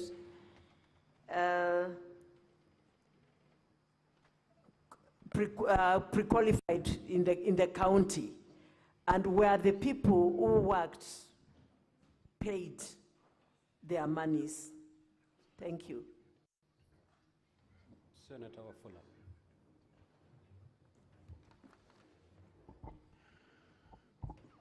Thank you, Honorable Speaker, for this opportunity. I have clearly listened to our good MCA talk. My question comes here. Did we have any MCA in the steering committee of this arrangement for the burial of these deceased people? How much did the MCAs and the county assembly contribute towards this kitty that we are crying about for the injured and the bereaved? And if you went there as mourners, assume you appeared in nowhere, how do mourners start auditing accounts of funds they have not contributed?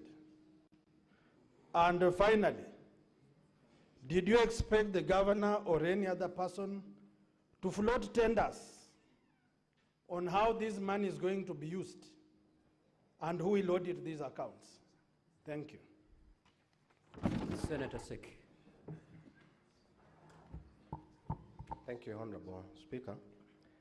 To the witness, now that we realize the Londani tragedy,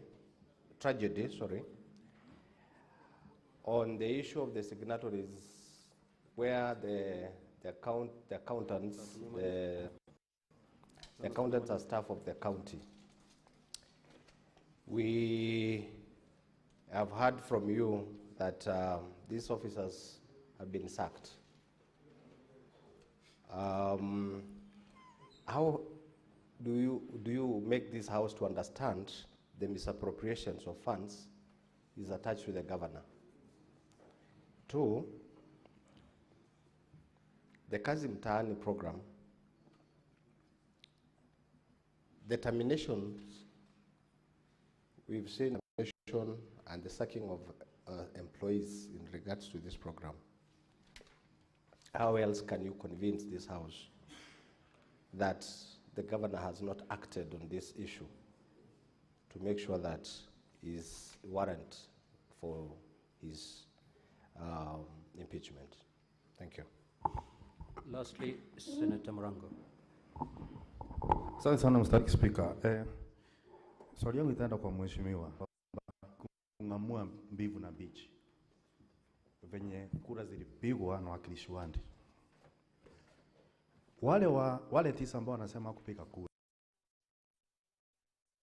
wa kumng'atua gavana, kunaye yote ambaye walichangia na kuko na isipokuwa walichangia katika mchakato mzima ule kwa kuongea katika mbunge la kaunti ya Kericho, ili tuweze kujua ya kwamba alisema nini, kwa sababu anayechangia hujulikana na asiyechangia anajulikana. Asante sana Mr. Speaker. Honorable MCA, you may now proceed to respond to those queries. Thank you, Mr. Speaker. And Mr. Speaker, before I proceed, I need to very fast respond to all the issues raised. I wish you would guide me so that I may not take long. But then let me try my level best. The Honorable Senator Cherargei talked about Section 45. That is the appointment of CS and the COs. Yes, this is done by the Public Service Board, but the County Secretary is part of the Cabinet. From the amended standing orders of the Kericho County Assembly, we can, as an assembly, discipline the County Secretary, but the COs, we can do the recommendation to the Public Service Board. You talked about the fictitious payment. I think it is because of time. Mr. Speaker, sir, We have the misuse of flocker money. This is World Bank money that not been canvassed in this house. In most of the reports that you have in this house, we also have strategic intervention projects. These are capital projects in the county government of Kericho, and I can highlight one which is captured in my motion, the Kunya dispensary upgrade to become a health center, where, Speaker, a certificate payment of shillings 8 million was raised even before the contractor started anything on site. It is wrong, and this is when the Committee on Implementation visited the site, the contractor was going to begin the works, but from the information to the assembly by the Department of Finance, they claimed that the facility itself is on the slab level and the kitchen is on the walling stage. This is contrary to the findings of the committee which visited the site. Mr. Speaker, we also have the misuse of NAFCDP funds. It is also highlighted in my motion. And Mr. Speaker, even if you check the response from the governor as of 10th of June, 2025, up to Kenya shillings 281 million, that is 266 million from the World Bank and 15 million from the county government of Kericho contribution has been used. If we had an opportunity to prosecute this, because this is a fund, Mr. Speaker, which has a manual from the World Bank. And I can tell you the governor cannot produce even a single minute from the county project steering committee. Mheshimiwa, who are you responding? To this Honorable Cherargei. He was telling me that are we only pegging the impeachment of the governor on the fictitious payments? There are so many grounds that we raised. It's a matter of time. I cannot talk about the money for the death, Honorable Cherargei, because in our community, it is not good to take money meant for the death. And it was prosecuted, the money for the pastor. Of course, it was wrong. Out of that money. So the county government of lost cannot account up to Kenya shillings 9 million. And the governor has a burden to prove to this house when he takes the stand. Senator Okenyuri, the voting system before, we used to do any division manually. But when the standing orders were amended last year, it then required the assembly to use electronic voting even on a matter as this. And I can guarantee you from the logs that will be produced, and I followed when the director ICT was being cross-examined, each member who voted can be accounted for, for 33 of them. I did not get the Auditor General's report from Senator Okenyuri. Senator Faki, kazi mtaani.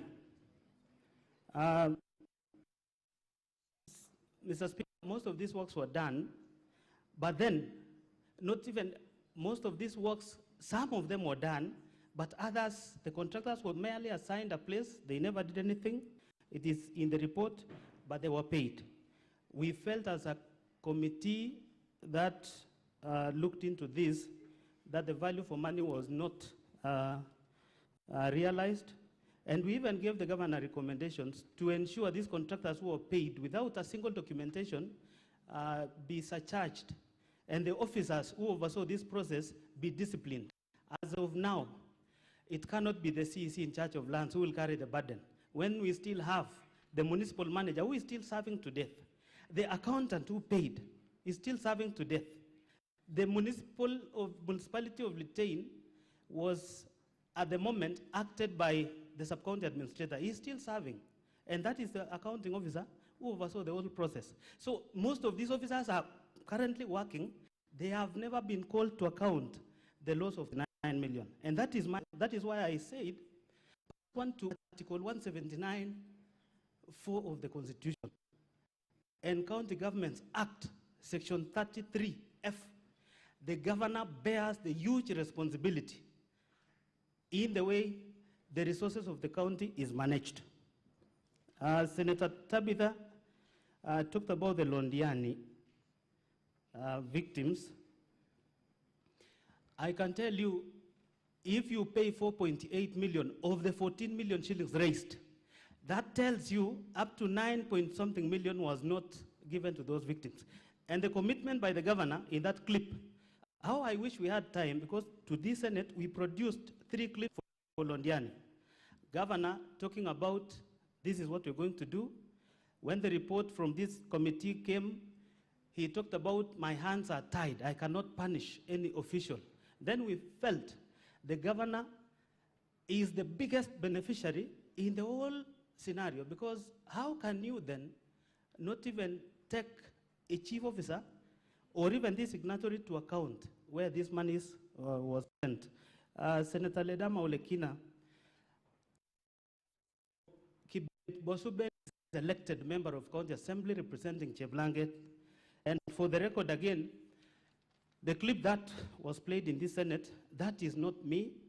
And perhaps the member needs to produce, even, you know, if he was recording me, for instance, then there should be that conversation between me and him.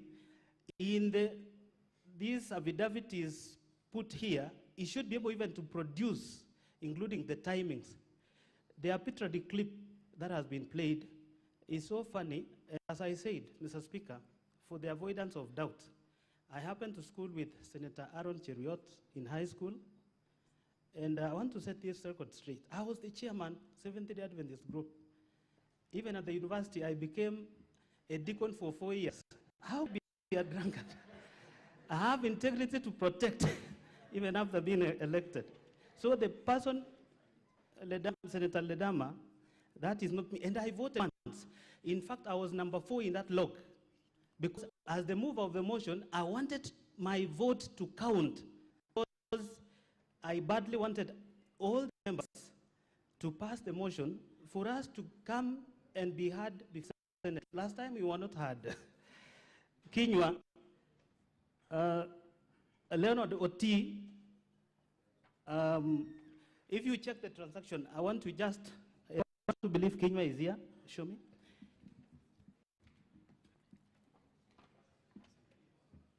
I would wish to request Kinywa. Page.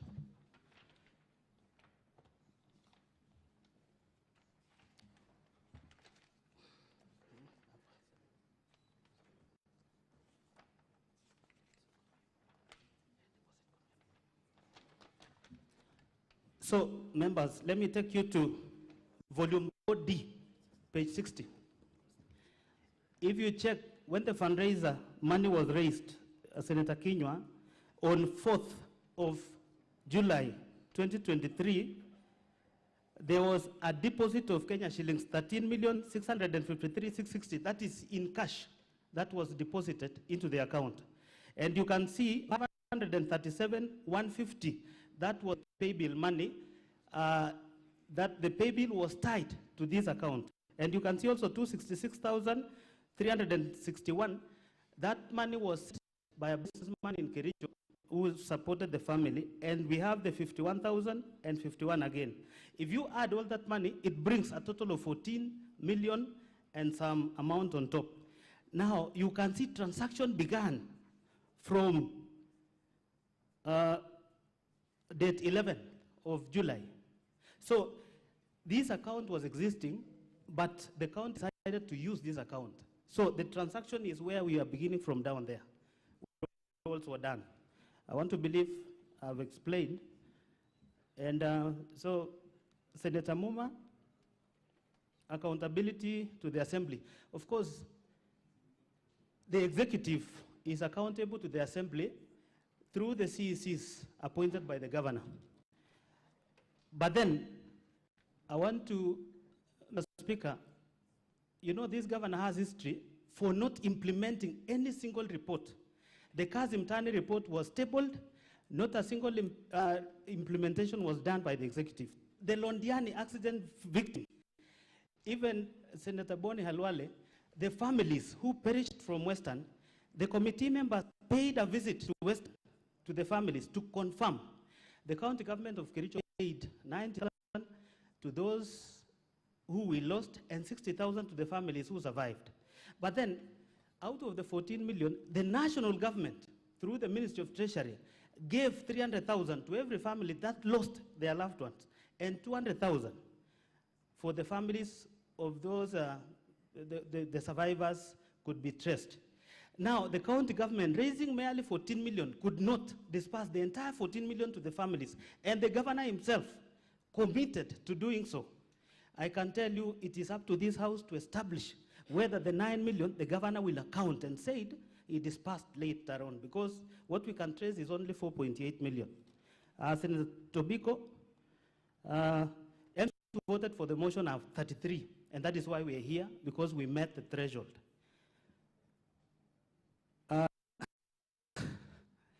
I did not, if you see, being the mover of the motion, I was seated in front.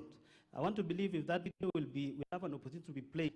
And I sat through the motion until it ended. And I had only one phone in my hand, and only one link. So I didn't vote for anybody.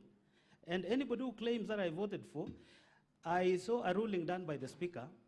Later on, there is an independent audit that will be carried out on that system. It will reveal if, through my phone, I voted for two people or for myself alone. Otherwise, we can account for the 33 who voted. And so that they don't take you around. We have one who sworn affidavit that I voted. And initially, the governor had taken her to Kisumu. He'd have more than 3 days, but she sneaked. And she was able to testify that she voted. We only need the other 3 to confirm they voted.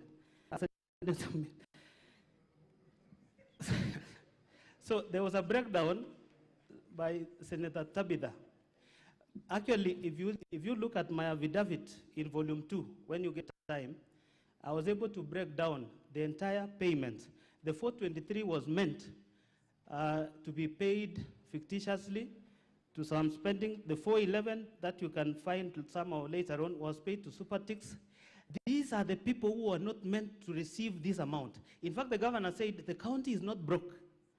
This county is rich. And again, he instructed the same committee to make payments for the expenditure that was never meant to. This one we can prove. And even despite the fact that we came up with this report, he never acted on the report. Senator Mariam, Brian Langat was fired by the governor as the CEC. And if you check the grounds under which the governor fired the 6 CECs was failing to adhere to, they talked about 22, one of 23, one of 24. If you look at the executive orders, is to go wherever, and to the incident of Londani in that. And we realized Brian is a very young man who had a future. Before he was picked as an executive, he was the legal officer in the assembly. So when an opportunity was advertised in the assembly, he applied. And he was competitively sourced. He is now the deputy director, legal services. We feel Brian was not fired for lack of, or for committing any offense.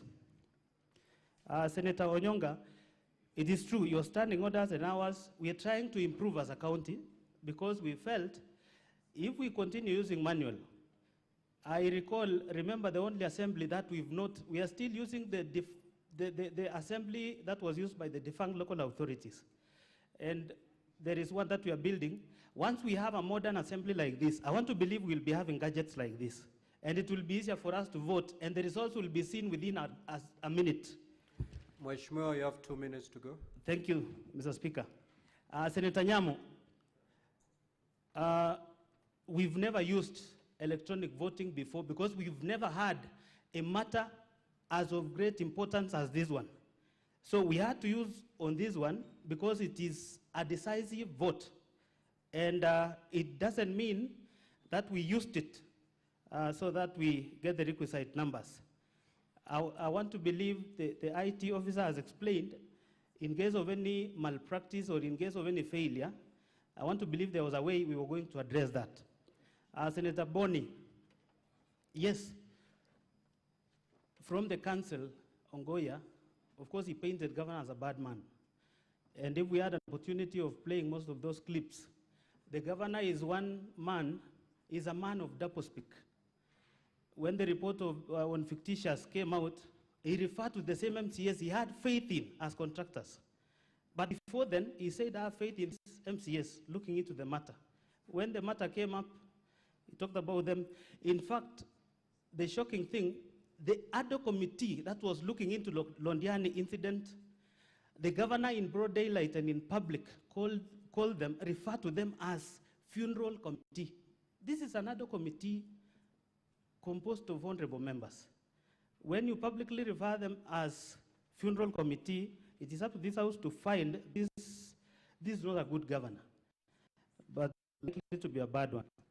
Senator Mungatana, actually the composition of the committee that was spearheading the distribution of this money was co-chaired by the county commissioner.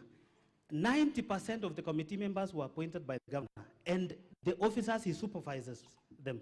So this county commissioner had no role in that committee, despite the fact that he was a co-chair. I want to believe that was raised about the voting. I've been able to, the officer has deliberated them. Senator Abbas, governor is the CEO of the county.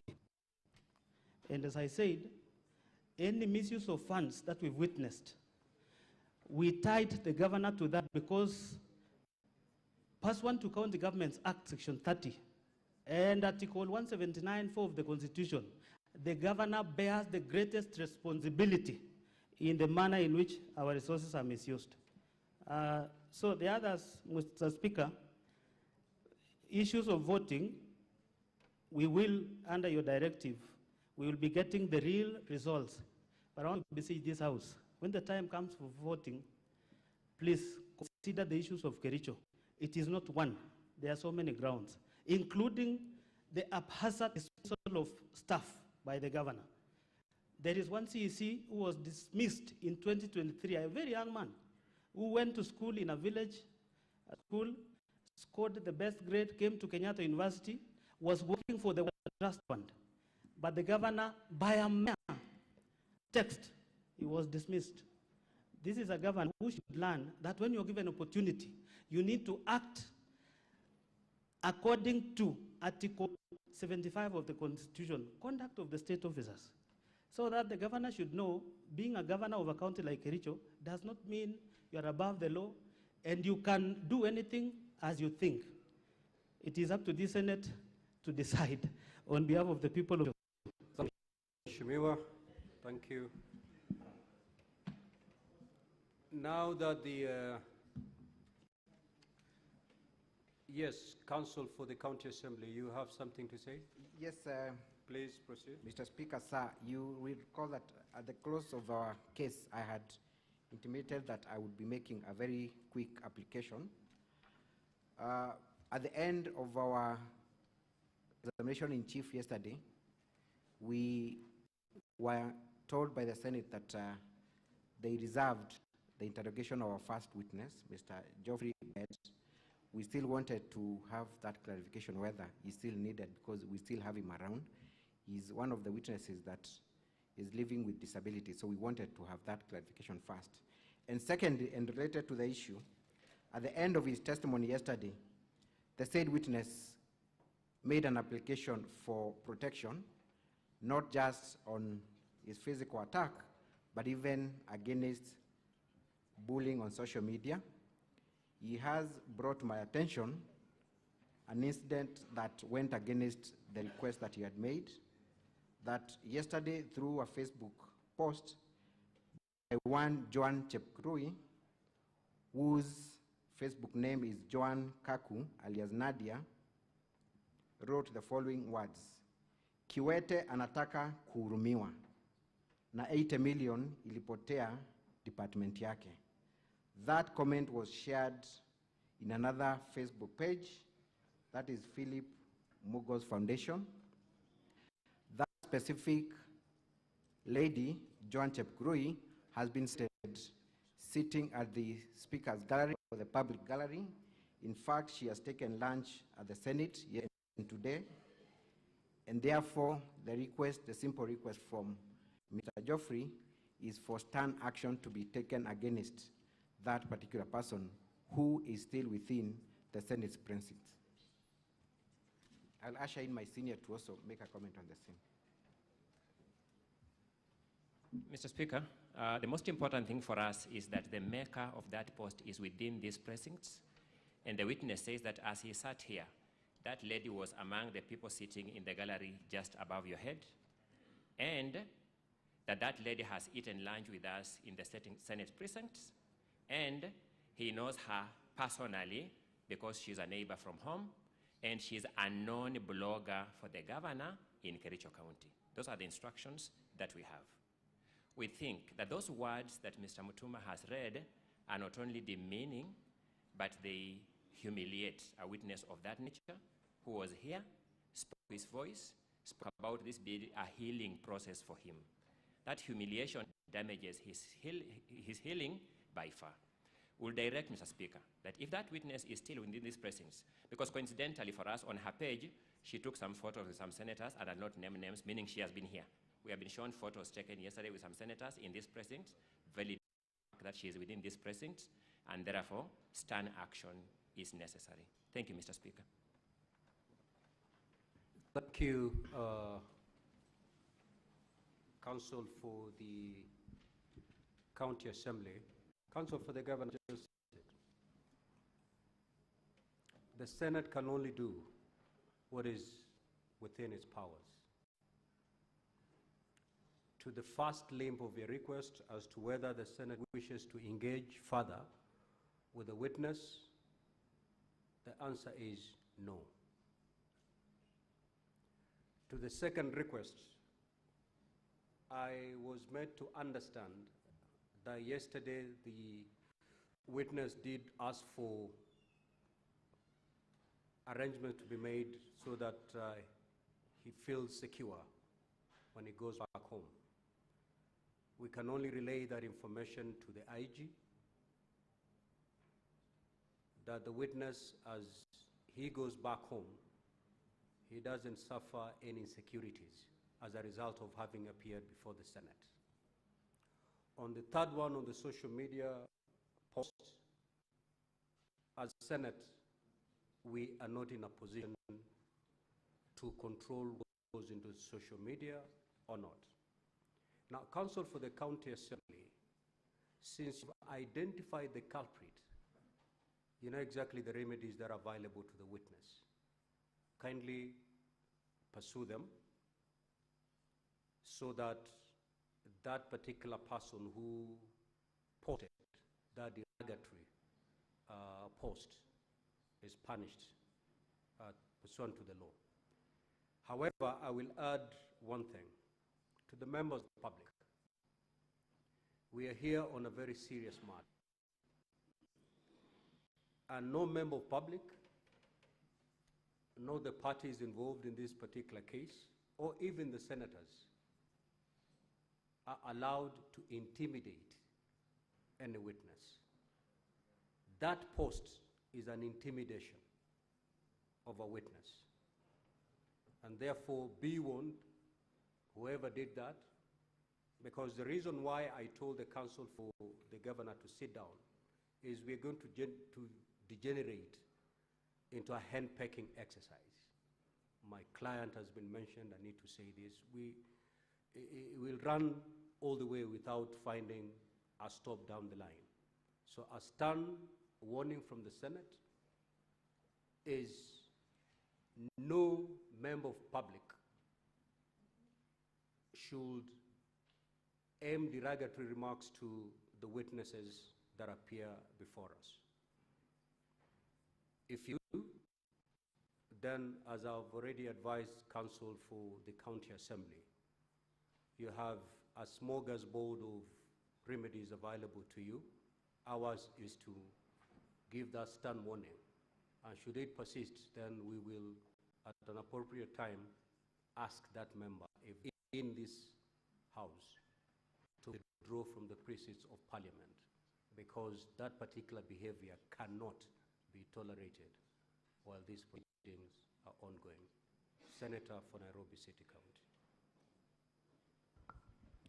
Speaker, at the very minimum, because according to the rules, everybody who is in the gallery sits there at the pleasure of the Speaker. And if it is possible for the team from the County Assembly to point out to the Sergeant-at-Arms who that person is, I think it would be proper, because of the disrespect that has been shown to the process, that that person be removed from the precincts of Parliament. I want the team from the County Assembly to know that it is very difficult, as the Speaker has said, to control what people say on social media. Yesterday, some of the witnesses asked to take photos with me outside there, Honorable Speaker. And I've seen posts from Kericho saying that a bevy of young women has been deployed to confuse me. No, it is a bad thing because, Honorable Speaker, I personally consider myself public property, so that if somebody asks to take a photo with me, I cannot say no. But then they are going to insinuate that these young ladies were somehow deployed as a force to cause confusion, so that when we vote, we might not vote on the issues. But Speaker, this specific person, if can be identified by the Council for the Assembly, I think it would only be fair and proper that for this particular case they be ejected from the precincts of Parliament. I thank you, Honourable Speaker. Honourable Sifuna, I thank you for your piece of wisdom. But you see, the biggest problem will be the identification using that post. If I had the Council for the County Assembly well, is that that post is traceable to somebody known to the governor. So it is a process. Because the name given in that post, if I understood it correctly, is the official name that that particular person uses. So you need then the very same people to, the IT people, to get that pseudo account, because it's using a different name, different from the person who is allegedly seated with us. So for us to be convinced that post and that name actually refers to the same and one person as the one seated here, it's another process. And that's why I'm saying it is very difficult for us. And the only thing we can do is to issue that stern warning. Assuming that pseudonym refers to the person you are referring to, then may that person be warned that he tolerates that behavior in the Senate. We may now proceed. We have concluded the case for the County Assembly. We will now move to hear the case for the Governor. Now, Governor, you have 5 hours to prosecute your case. Hours are distributed as follows. 3 hours will be preserved for the Governor and his witnesses, and 2 hours will be allocated to the team from the County Assembly for purposes of cross-examination. The time taken by the senators for seeking clarification and questions, that is not part of the 5 hours that we have just apportioned between the two teams. Now, honorable senators, the Senate will rise at exactly midnight tonight. So we hope to conclude the case of the Governor before we rise at midnight. And then we shall resume tomorrow for purposes of deliberating and voting. Yes. Mr. Speaker, I thought these proceedings were gazetted for 3 days. What's the point of us sitting here until midnight? If we The second day ends at midnight. Mr. Speaker, I beseech you, because we only have 5 hours for the governor's case or response, and then I think a couple of hours for the other party and also the governor to be able to conclude the matter. For us to rise at 60, you know, it's only healthy. And then we come back tomorrow when we are fresh, you know, at 9 in the morning, and then we deal with this matter and prosecute it. I think it's only fair. Yeah. Yes, Senator for Nairobi City.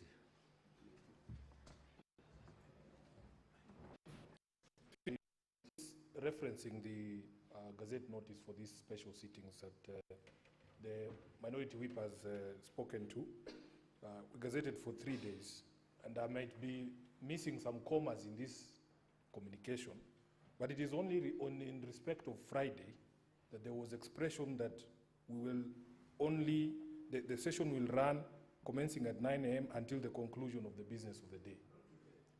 So, Speaker, there is enough time tomorrow morning. I'm sure if we did, how many hours are left? 1.5 hours today, and then morning as well. I can, as whip, commit on behalf of at least the minority that we'll be here at 9 a.m. sharp, so that we are able to conclude the governor's case by around 11 or 12. And then we will have time to deliberate and make a vote. At least tomorrow we know we are here until the matter is concluded. So, Honorable Speaker, with kind indulgence, with humility, which is, you know, a rare trait for some of us, we are, we are learning. So please, just reconsider, because my understanding of the Gazette is as such. Now, Honorable Senators, let's see how far our batteries take us. If they run low at 6:30, we're human beings, we shall abide. But let's see how far our batteries will take us. Let's proceed.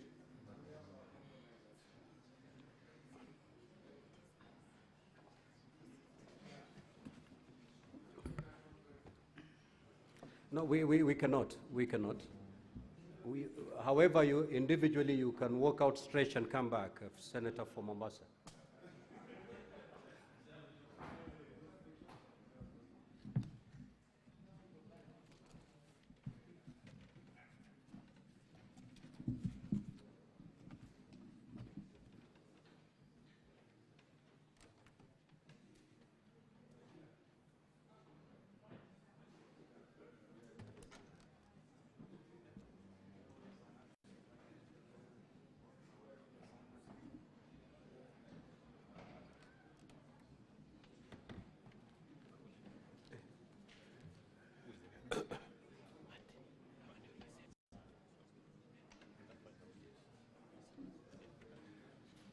Mr. Speaker, sir, can I have the witness come in?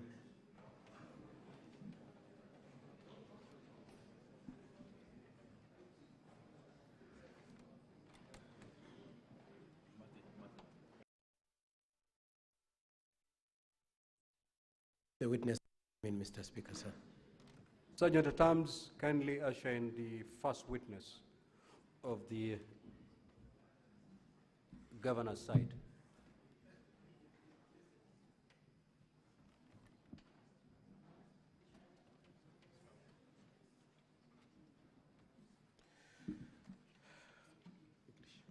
Honorable Senators and Mr. Speaker, sir, the affidavit of the witness is in volume 1 of the governor's bundle, page 128 to page 131. Governor's bundle, page 128 to 131. The governor's bundle is bound in red.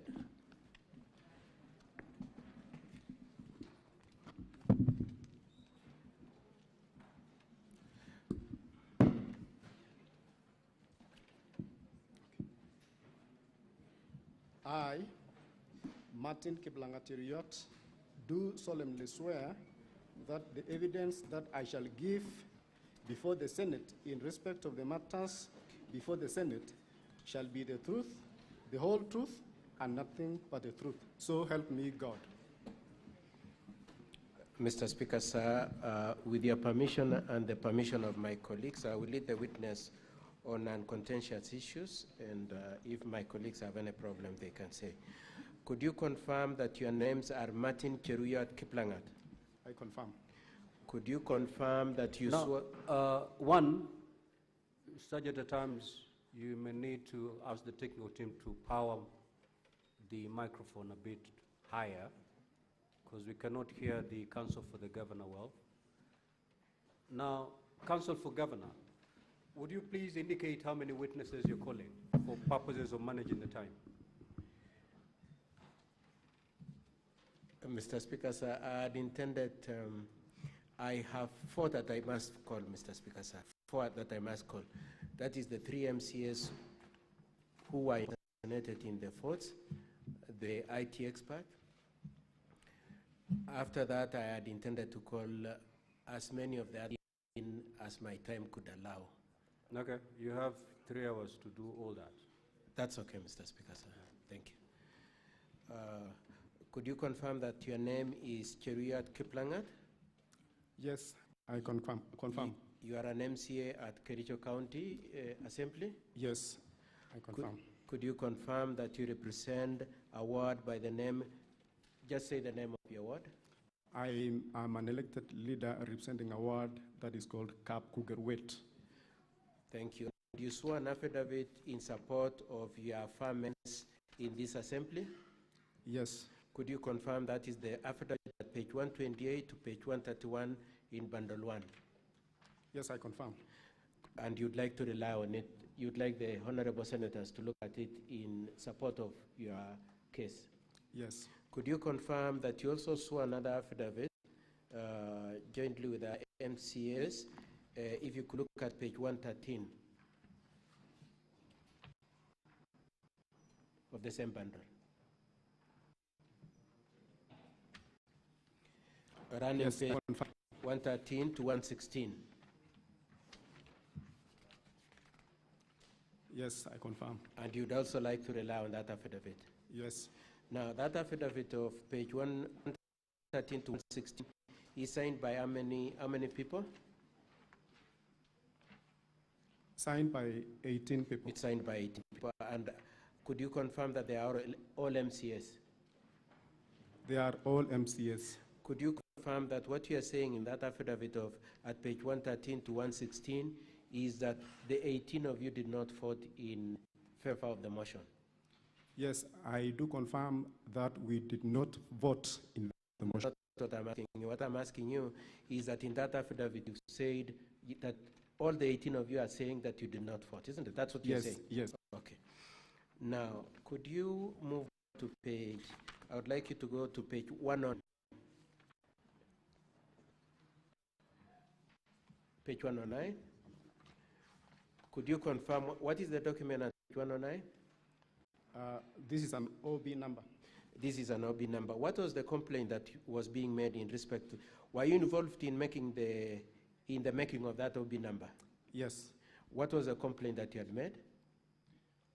The complaint that I made at this at the DCI is that there was I didn't vote. I didn't vote. Somebody else impersonated you. Impersonated me. Okay. And was it you alone who was complaining? No. How many people complained? Who are the ones whose votes are purported to have been made in favor of the impeachment, isn't it? Yes. Okay. And you'd like also the senators to take into account that? Yes. Could you confirm if you are familiar with the letter at page 110 to 112? Yes, I do confirm. What is that letter? This is also a complaint to DCI headquarters to request them to investigate the procedural unauthorized use of my credentials in that voting process. It is also a complaint in respect to impersonating you in the voting. And how many people complained? How many people wrote that letter?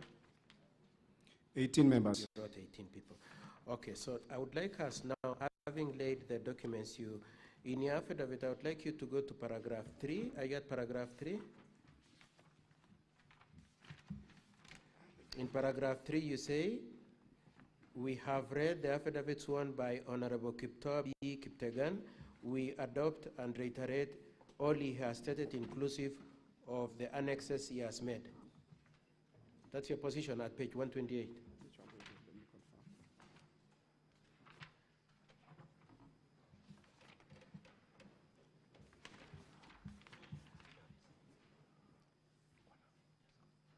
Yes. Could you confirm that that is your position, that you rely?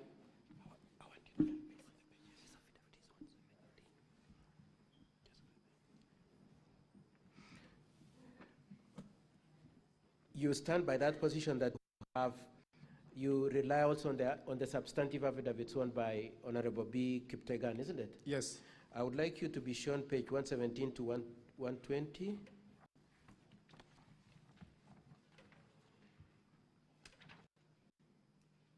Could you confirm that that page 117 to 120 is the affidavit of Kiptegan, which you rely on?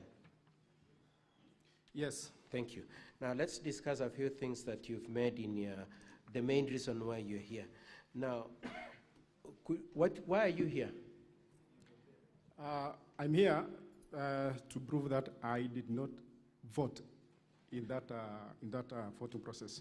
You are here to tell these honorable senators that you did not vote? Yes. And if the report purports that you voted, what is your position?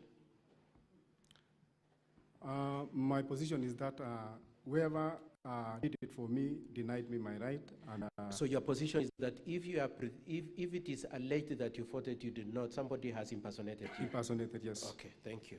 Now, apart from yourself, were there any other people in your cabinet that were opposed? Yes. How many people? 17 other members. 17 others, coming to a total of 18? 18, yes. Okay. And did you make your position known at the assembly? Yes, we made our position known when time of declaration of voting was directed by the Speaker. Yes. The 18 of us stood, yes, requesting that we be given, we make a voting by roll call. You wanted to vote by roll call? Yes. And why were you opposed to use of electronic voting?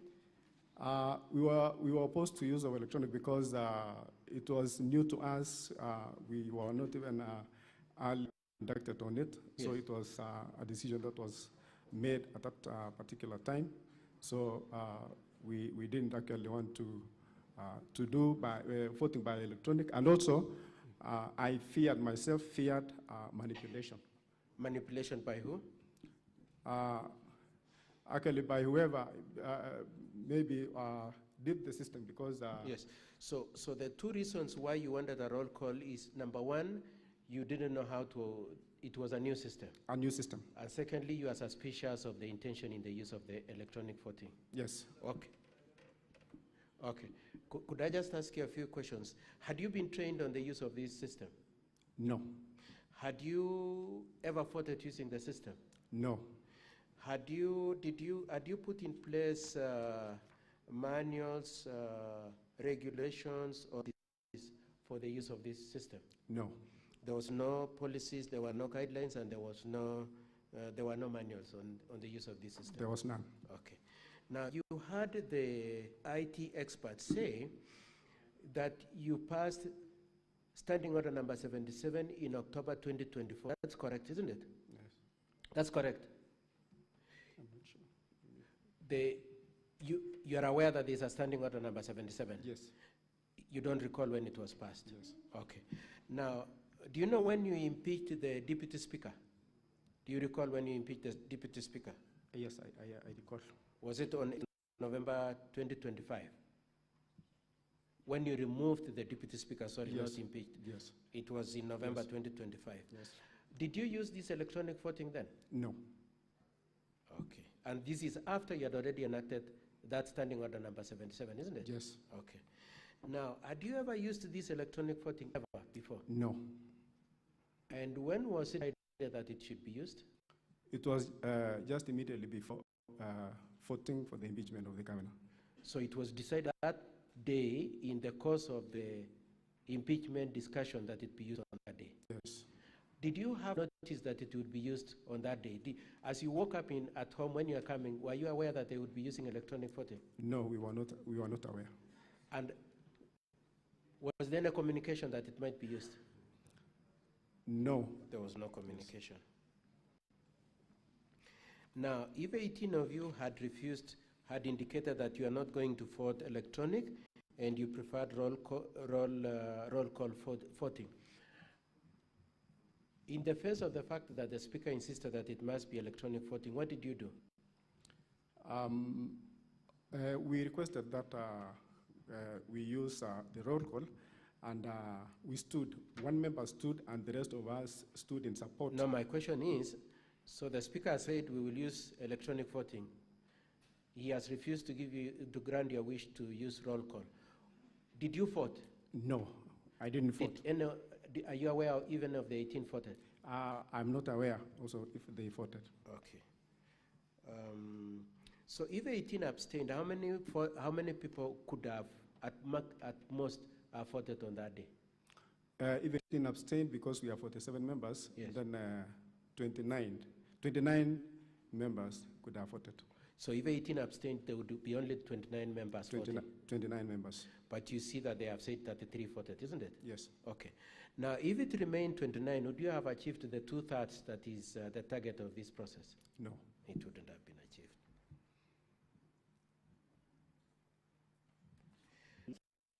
Two issues. Did you have any gadget where the Speaker very specifically said in the answer that you press a button? You remember that? Yes. Was there any gadget with a button that you could press? There was no gadget that I had at that time. Okay. Mr. Speaker, sir, in evidence, I would like to leave it there. Honorable Member, you will wait for questions from my colleagues for the Assembly. They might not be as friendly as I am, so be ready. Probably you could come this side and they can ask you. Just come with it. Kafo County Assembly, you may now proceed to cross-examine the witness.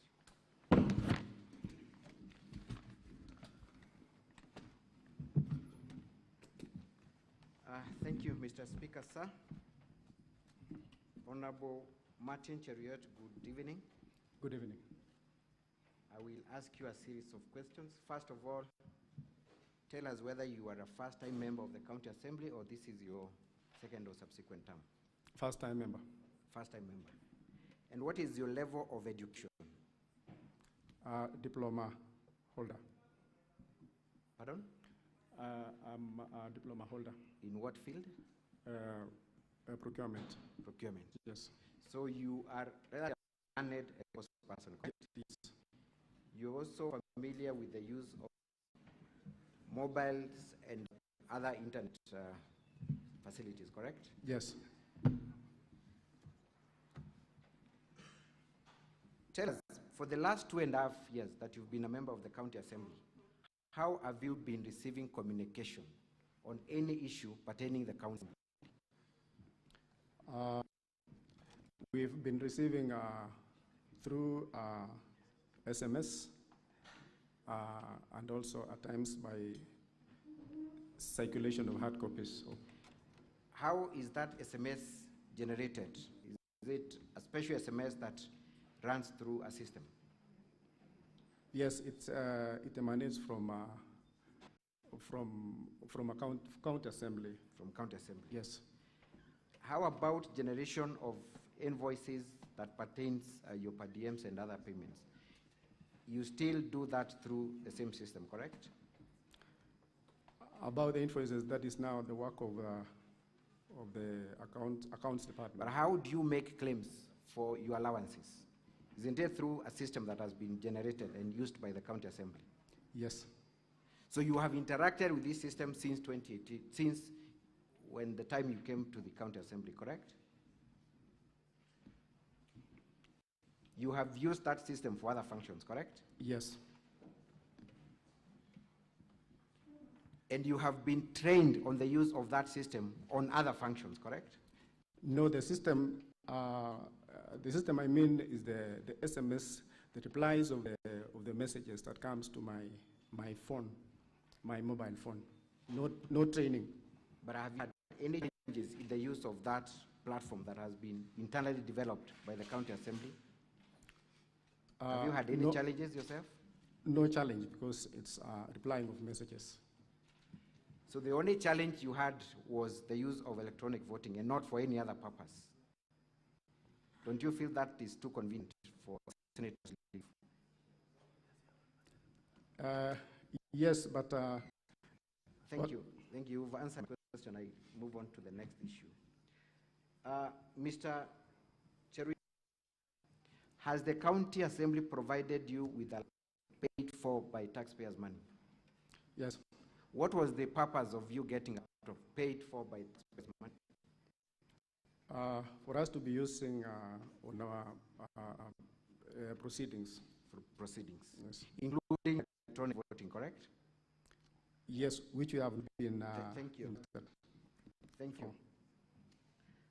Let me go specifically to the affidavit you have sworn before this House. That is the affidavit dated 23rd August 2025, correct? The one appearing at page 128. Yes. All the way to page 130, correct? Yes. You confirm that it is a joint affidavit. It is not an affidavit sworn by an individual. Yes, it's a joint affidavit. And therefore, the contents of that affidavit are contents that have been owned by two people and not one person, correct? Those are not just your varmints, but varmints of another person, one Edna Tonui, correct? Yes. When did you appear before a commissioner for oaths to swear this affidavit? Do you recall appearing before any commissioner for oaths? 23rd day of August. Where, specifically?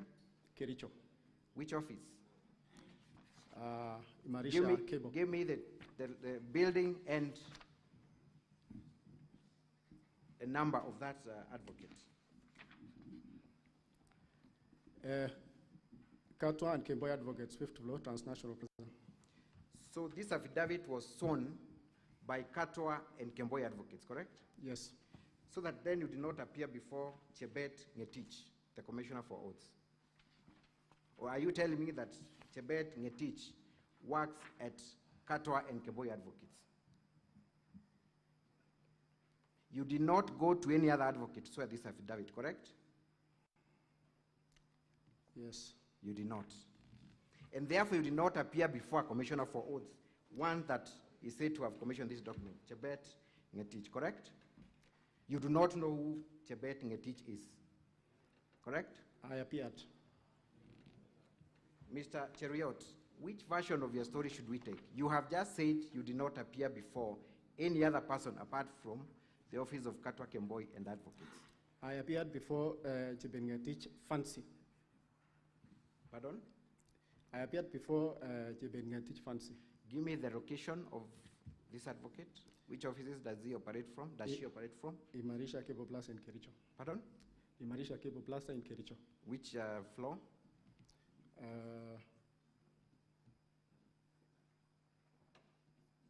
Door number? Okay. Second floor, I think. I want you to go on record because we are going to confirm these details, Mr. Cheriot. Because one Chebet Ngetich practices law and has commissioned your document, we can easily trace. So you need to think your answer through very carefully. Did you appear before Chebet Ngetich or not? I appeared, but I don't remember exactly which floor was she. In whose company were you? Which other person was in your company when you appeared before this commissioner for oaths? This one I was alone. You were alone? Yes. This affidavit confirms that two people appeared at the same time before a commissioner for oaths. You're telling these senators that they appeared alone. Don't you think that you're confusing the senators, Mr. Cheriot? Or at least you're not being truthful. When I signed, I signed alone, even though the affidavit appeared to have been sworn by two people. So you do not recall seeing Edna while this affidavit was being prepared? I signed, and I think later she came and also signed because she's my colleague MCA. This is your affidavit, Cheriot. And at the averment, at the beginning, you say, we. That means this document was generated, drafted, commissioned by two people at the same time. So are you now disowning the fact that this affidavit was jointly done and that it is only you who signed the affidavit? Is that your position? No, there is a space for Edna who also came, who signed also, and I also signed. I want you to look at another affidavit. Honorable Senators, this is the affidavit appearing in Volume 7A of the County Assembly's document.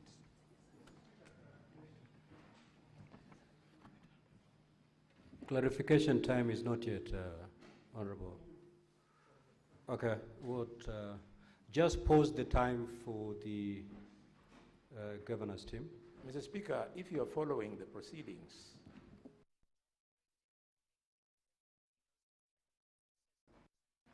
he has changed his position 3 times on the same matter. So you should ask on which version we should follow. We want to know the truth. Just take note of whatever you're noticing. It will inform on how you will vote eventually. Proceed, Council. So for record purposes, again, Mr. Cheriot, you were not at any given time in the same place and time with one Edna Tunui while preparing this document. You were not. Yes, I signed my part. You were not. That's not my question. At no given time were Edna Tunui together in the preparation, signing, or commissioning of this document, correct? Yes. And therefore, when you append a signature at the end of this document saying that we, the above named,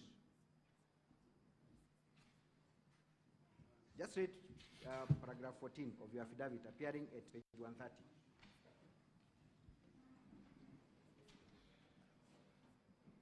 Just read what you state there at paragraph 14 at page 130. Yes. Proceed and read.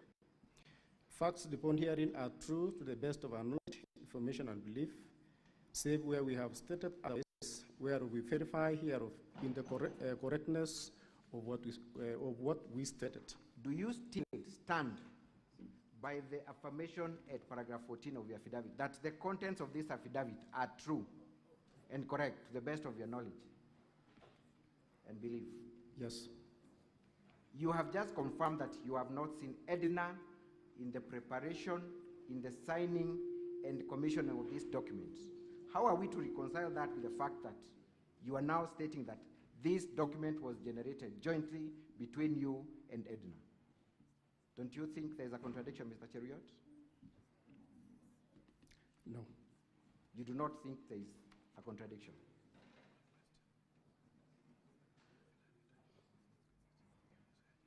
I will put it to you, Mr. Cheriot, that you have presented a forged document before Senate, purporting that one Edna signed this document jointly with you. What would you say?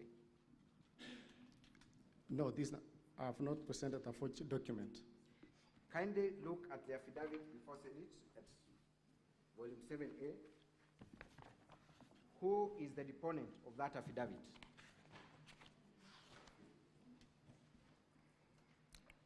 Chepkurui Edna Tonui.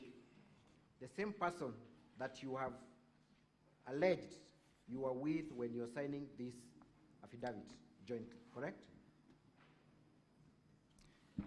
Yes, but I stated I signed it. It's a yes or no. Is it the same person? Same person. Same person.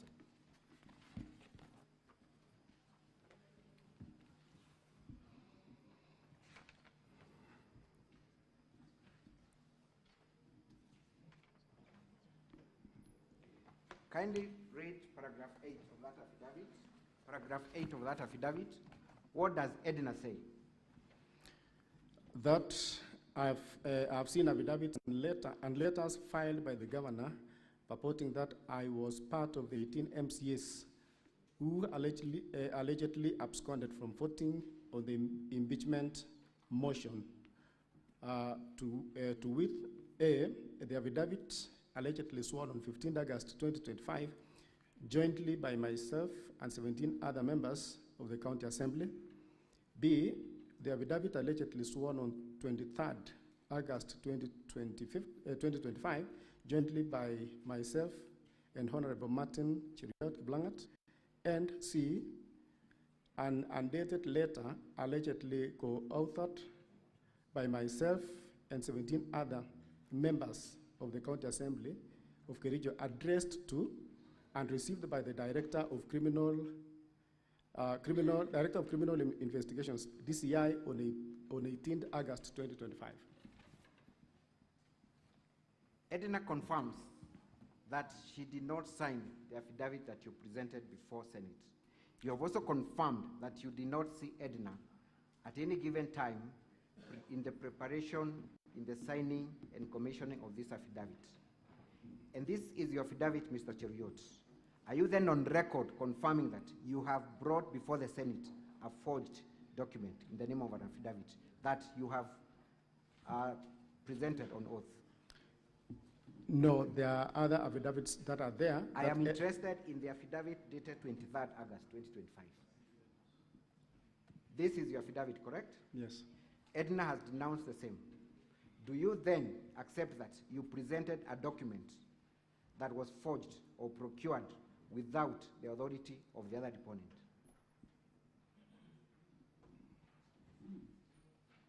Please answer the question. No.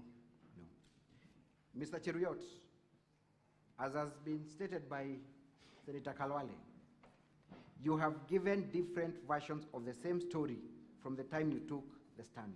You have also presented a document that you signed on oath that you've now disowned. The simple question is, why should we believe you when you say that you did not vote, when the system confirms that you voted? I did not vote. How credible is that statement in the wake of all the other lies and contradicting versions that you've given before this House? The link that was used to vote was sent to my mobile phone, which I never opened.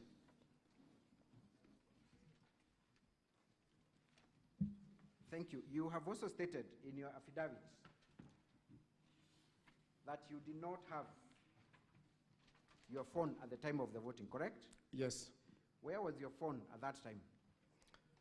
At that particular time of voting, my phone was in the car at the parking lot. For how long was your phone in the car? For the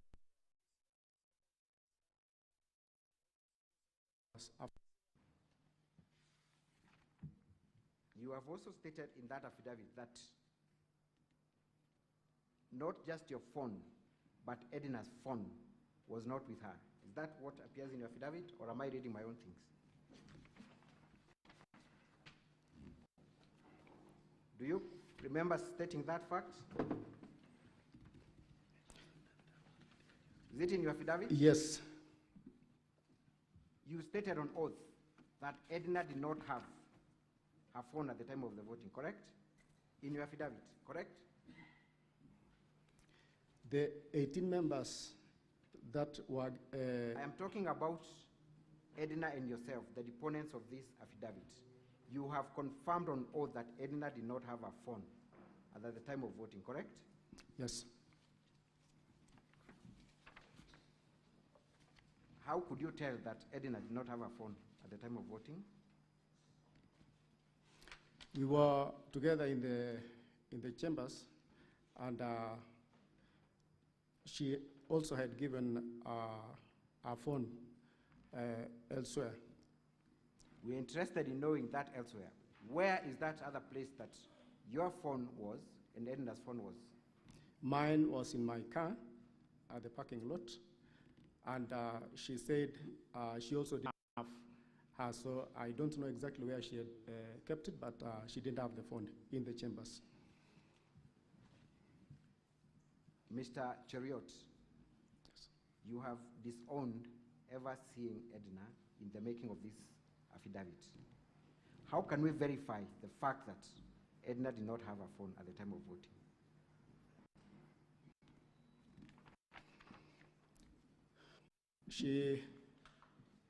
She swore in another affidavit that she didn't vote. Which affidavit is that?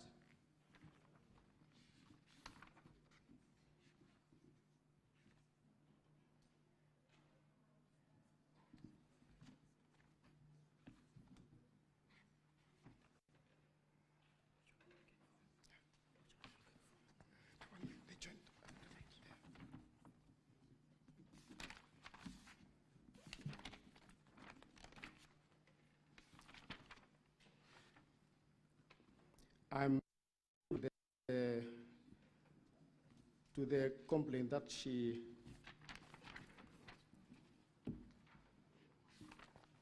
yes, there is an affidavit that is 113,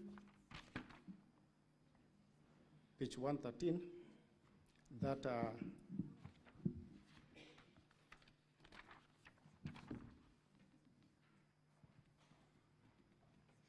give us the page of the affidavit. Which page? 113 to 115. Again, that is a joint statement prepared by all the 18 MCs, correct? Yes. Was Edna with you when that affidavit was prepared? Yes. Who commissioned the affidavit?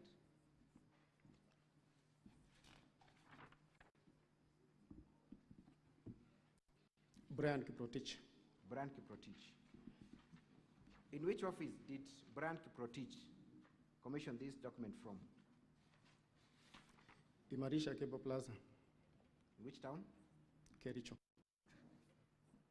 You confirm that all of you appeared before that commissioner for oaths? Yes.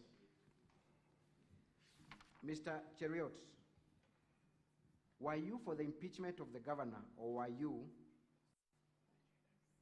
for the position of saving the governor? I was for the position of saving the governor. You were. So you have not supported any process of impeaching the governor? You have not? I didn't support the process of impeaching the governor. Thank you. I want you to go to volume 3 of the County Assembly's document at page 120. Let's see if you contributed before the House in respect to the issue of fictitious payments. I want you to read verbatim your contributions contained at page 120 of volume 3. That's the Hansard's report, Honorable Senators, as contained at volume 3, County Assembly's documents. Page 120.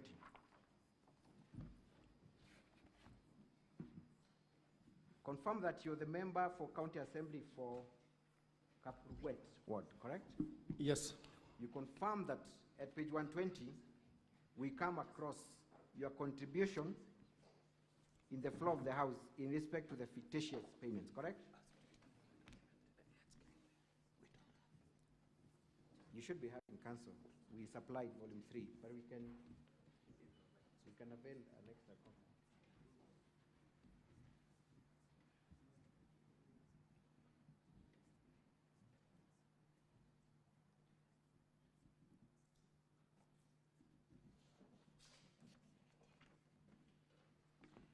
Page 120.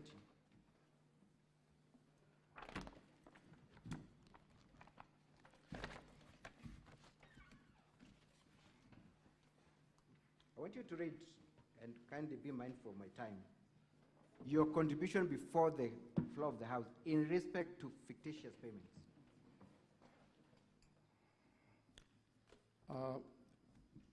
Thank you very much, Mr. Speaker, sir, for giving me this opportunity to contribute on this report on fictitious payments. First, the Honorable Speaker, let me congratulate the ad hoc committee led by the chairman, Honorable Albert Kipkoech, for this very good and eye-opening report. Mr. Speaker, I want to say that one of our roles as House is oversight, and I want to say that we cannot stand aside and watch those who've been given responsibility to squander or to do the kind of payments they have done, and to cite a case in my ward relating to how the procurement process was done. I have read and heard from the members that a procurement process was initiated, and in a record of 3 days from the initial stage to the end, the payments were made.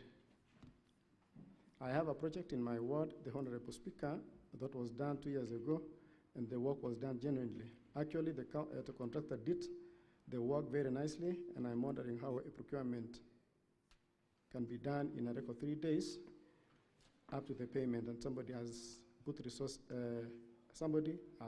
resources, a genuine person, has done very good works, and has not been paid for such a long time. I remember some of these officers, when we were bringing into serve the county, one of the aspects we saw was the aspect of integrity, and now questioning where this integrity has gone, that now we are not being careful with resources, has gone, that now we are not being careful with the resources of our county. So I want to say that, those who have been implicated or mentioned, and specifically I'm drawn to the specific recommendations that action needs to be taken against them for not, or to be held accountable for the actions that are upon them. So I want to say, Honorable Speaker, I'm in support of this report so that we move on and guard the resources of our county. Thank you, Honorable Speaker. Are you changing your position in respect to the report on fictitious payments? I'm not changing, but there were specific recommendations, not really impeaching the governor. You did not disagree with the report, did you? I agreed with the report, but with recommendations, specific recommendations. You endorsed the report, correct? Recommendations. You endorsed the report, correct? That's a straight answer. You endorsed the report, correct? Yes, I endorsed, but not impeachment of the governor. But you endorsed the report which stated that all people who are culpable should be held to account, correct? Yes. And if the governor is one of them, that remains the position, correct? Unless it's proven that he's one of them. Mr. Cheruiyot, I believe you are also familiar with your standing orders, correct? Yes. Kindly tell us what Standing Order 77 provides in terms of electronic voting.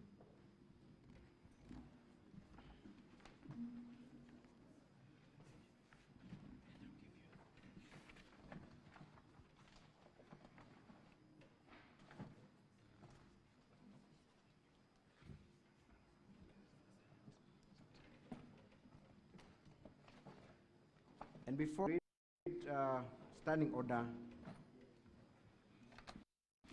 77, while we are still at that report, kindly go at page 178, volume 4A.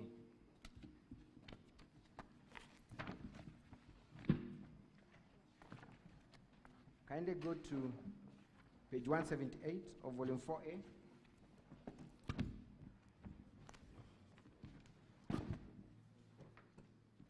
We are still talking about the same fictitious payments report, correct?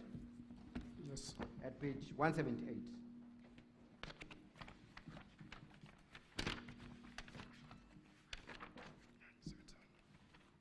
What was the last recommendation by the committee? The last recommendation was that section 30, subsection 3F of the County Government Act 2012, the governor has overall responsibility of being accountable for the management and use of county resources, hence should take full responsibility for the anomalies. That is part of the report that you endorsed, correct? Recommendations.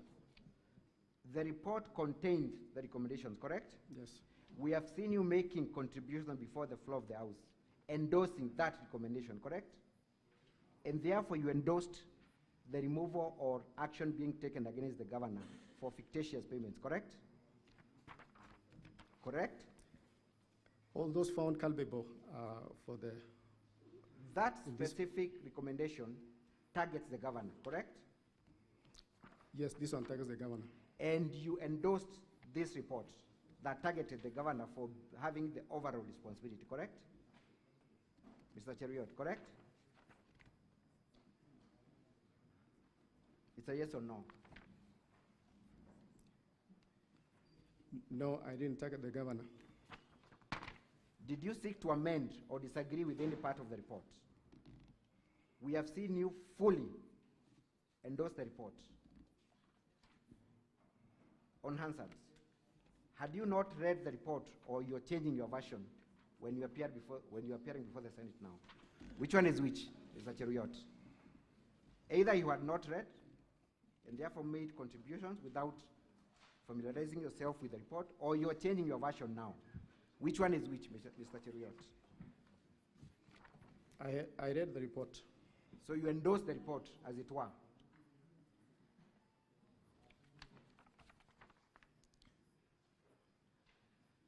I'm struggling to understand what your position is. You have just told Senate here that you do not agree with the report to the extent of removing the governor on account of fictitious payments, correct? Yes. That's what you've told us. We have seen you on the floor of the House endorsing this report that seeks to hold the governor fully accountable for the same. Which one is your position, Mr. Cheriot? That report also recommended for the governor to be given time. I am interested in that specific recommendation that require the governor to take full responsibility. Is that part of the report that you endorsed? Yes. Then you have lied before the Senate when you say that the governor should not be held accountable for the same fictitious report that you endorsed, correct? There are people in the department who are supposed to be held liable and responsible for the... Mr. Cheriot, what was the incentive for you to change your position from endorsing the report, from voting for the governor, for the governor's impeachment, and to now testify that you did not vote? What was the incentive? I want the governor to be given time to I'm asking you a very specific question. What was the incentive?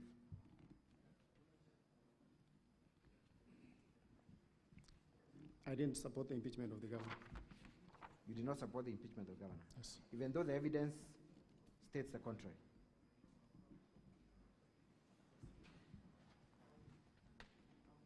Let us go to the standing order as my last line of cross-examination. Do your standing orders provide for electronic voting? Yes. Standing order 77, correct? Yes. Correct? Yes. Are you familiar with that standing order as a member of the County Assembly? Yes, I'm familiar. Did you require advance notice to comply with standing orders that are expressed? Yes. Did you require prior notice that voting would be electronic? Yes, because we didn't have electronic... Did you require notice? Yes, I required. What is the basis of your answer? Because we didn't have the electronic gadgets, and I was not prepared with my... Mr. Cheriot, you have confirmed that the County Assembly bought you a laptop. So when you say that you do not have a gadget to vote, are you not lying to the senators? At that time, Council, I didn't have my... It's a simple question. Are you not lying when you state that you did not have a gadget when you've been bought for a gadget and you knew the business of the day?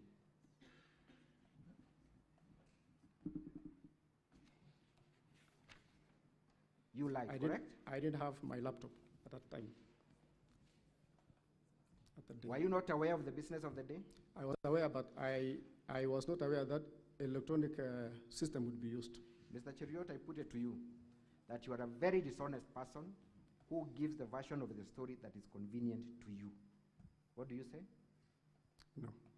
That is for this week's speaker. Thank you. Any re-examination, counsel, for the governor?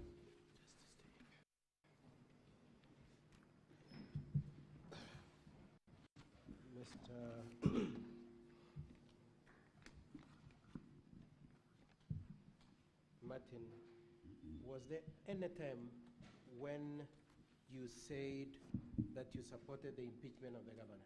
No. The part that has been read to you, does it say anywhere that the governor is to be impeached? No, it doesn't. And more specifically on the issue of the vote, did you vote in support of impeachment? I didn't. And that's your testimony in this assembly? Yes. That you did not vote in favor of the impeachment? Yes. Okay. Now, even assuming for one moment you had a different mind when you're arguing, were you entitled to change your mind before the voting of the governor? I don't support impeachment. Okay, what did you want, what kind of action did you have in mind from the report on the part of the governor? What did you have in mind that should happen to him? Because there were other specific recommendations, yes. So myself, I wanted the governor to be given time to implement what the so committee. Your position is that the responsibility that the governor was to take on account of the fictitious payments, as is alleged, was that he be given time to take action on those claims? Yes. Okay. Now, you've been asked several questions in relation to Edna, and you are shown an affidavit sworn by Edna, isn't it? Yes. From the county assembly. Have you seen Edna come to testify in the whole of these proceedings? Yes. I'm saying, since we started this hearing, has Edna come here to testify, to come and give her testimony? No, no, no. You have not seen her? Yes, I've not seen her. Okay. Have you seen her say that the affidavit you have been shown is the genuine affidavit? No.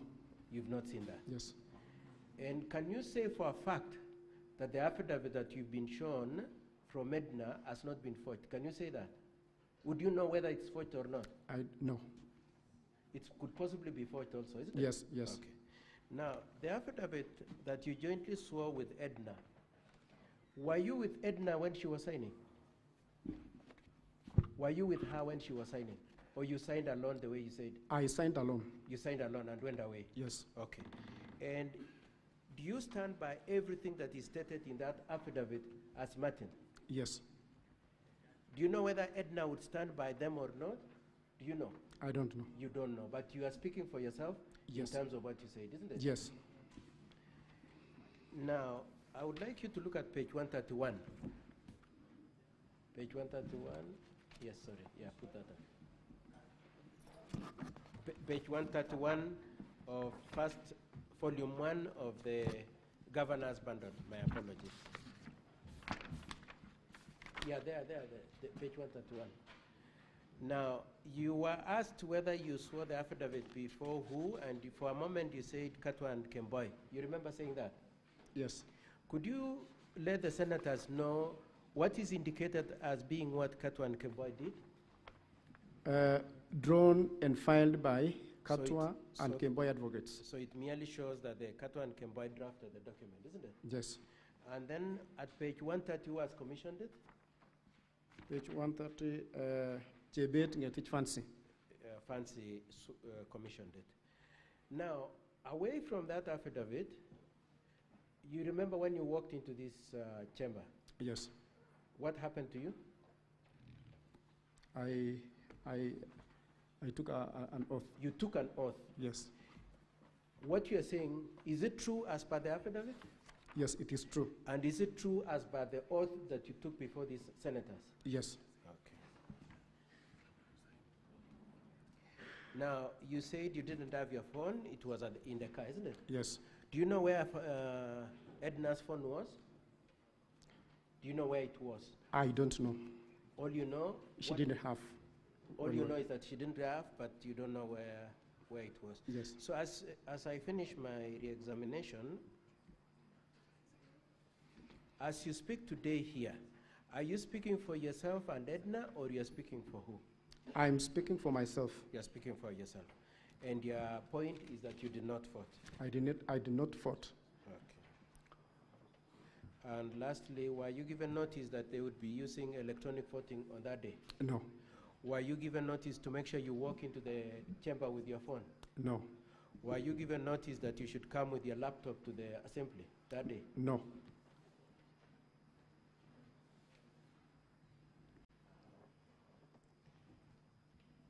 That should be all for this witness, Mr. Speaker, sir. Thank you.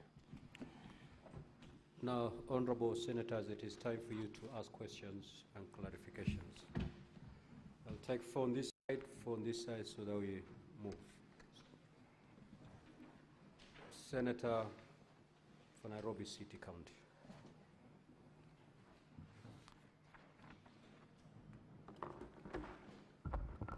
Thank you, Honorable Speaker. I want to refer the witness to the affidavit that starts from page 113 to 114 of volume 1 of the governor's bundle. And going through the affidavit at paragraph 1, the 18 people who deponed this affidavit are saying they participated in the proceedings. If you look at paragraph 6, they say the speaker demonstrated impartiality at several instances to mean they were present during that. Then at paragraph 9 on page 114, that during voting there were people experiencing technical difficulties and others questioning the integrity. Then at paragraph 13, Honorable Speaker, they say we abstained because we were not trained on the use of electronic machine. Now, as far as I understand the word abstain, witness, an abstain, if you look at our gadgets here, is a vote. Did you mean you voted to abstain or you refused to vote? That's the clarity that I want from you. I refused to vote. Just take the questions, then Okay. you will respond to them. Thank you. Senator Mandago.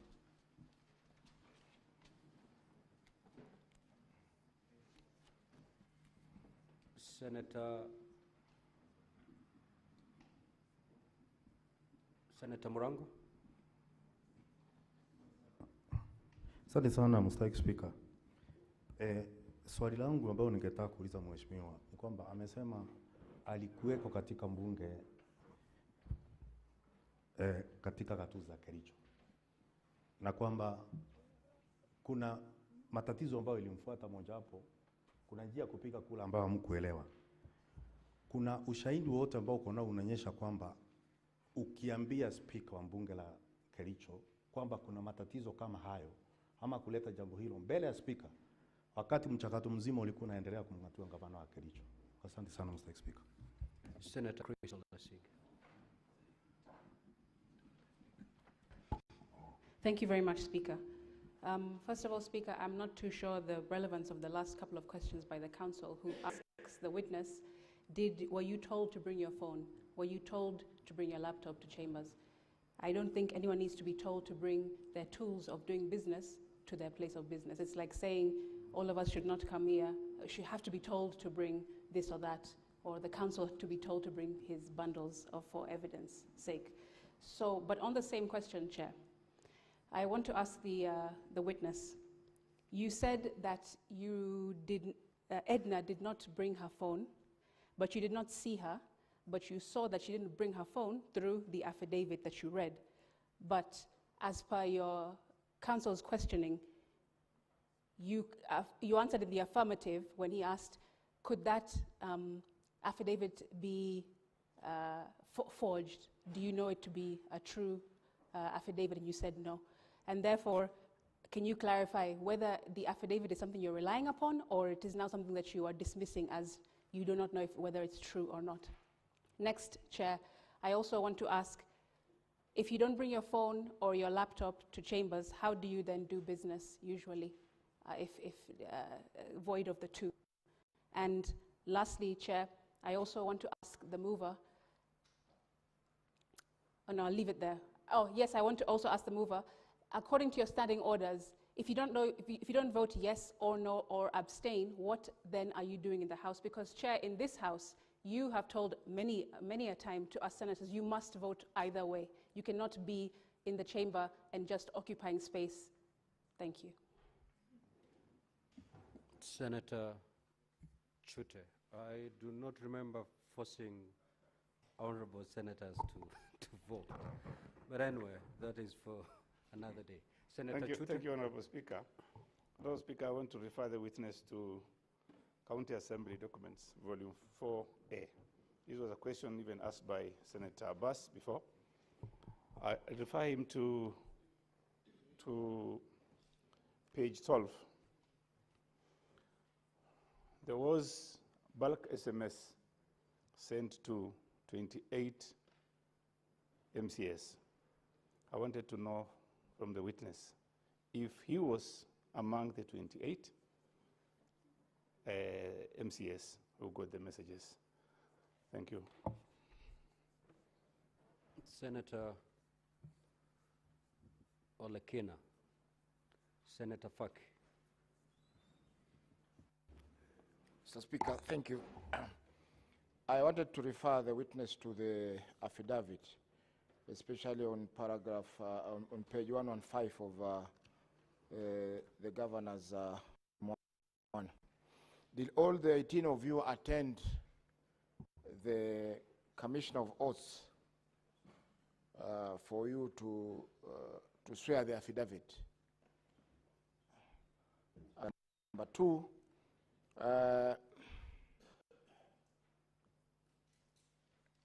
looking, you have stated that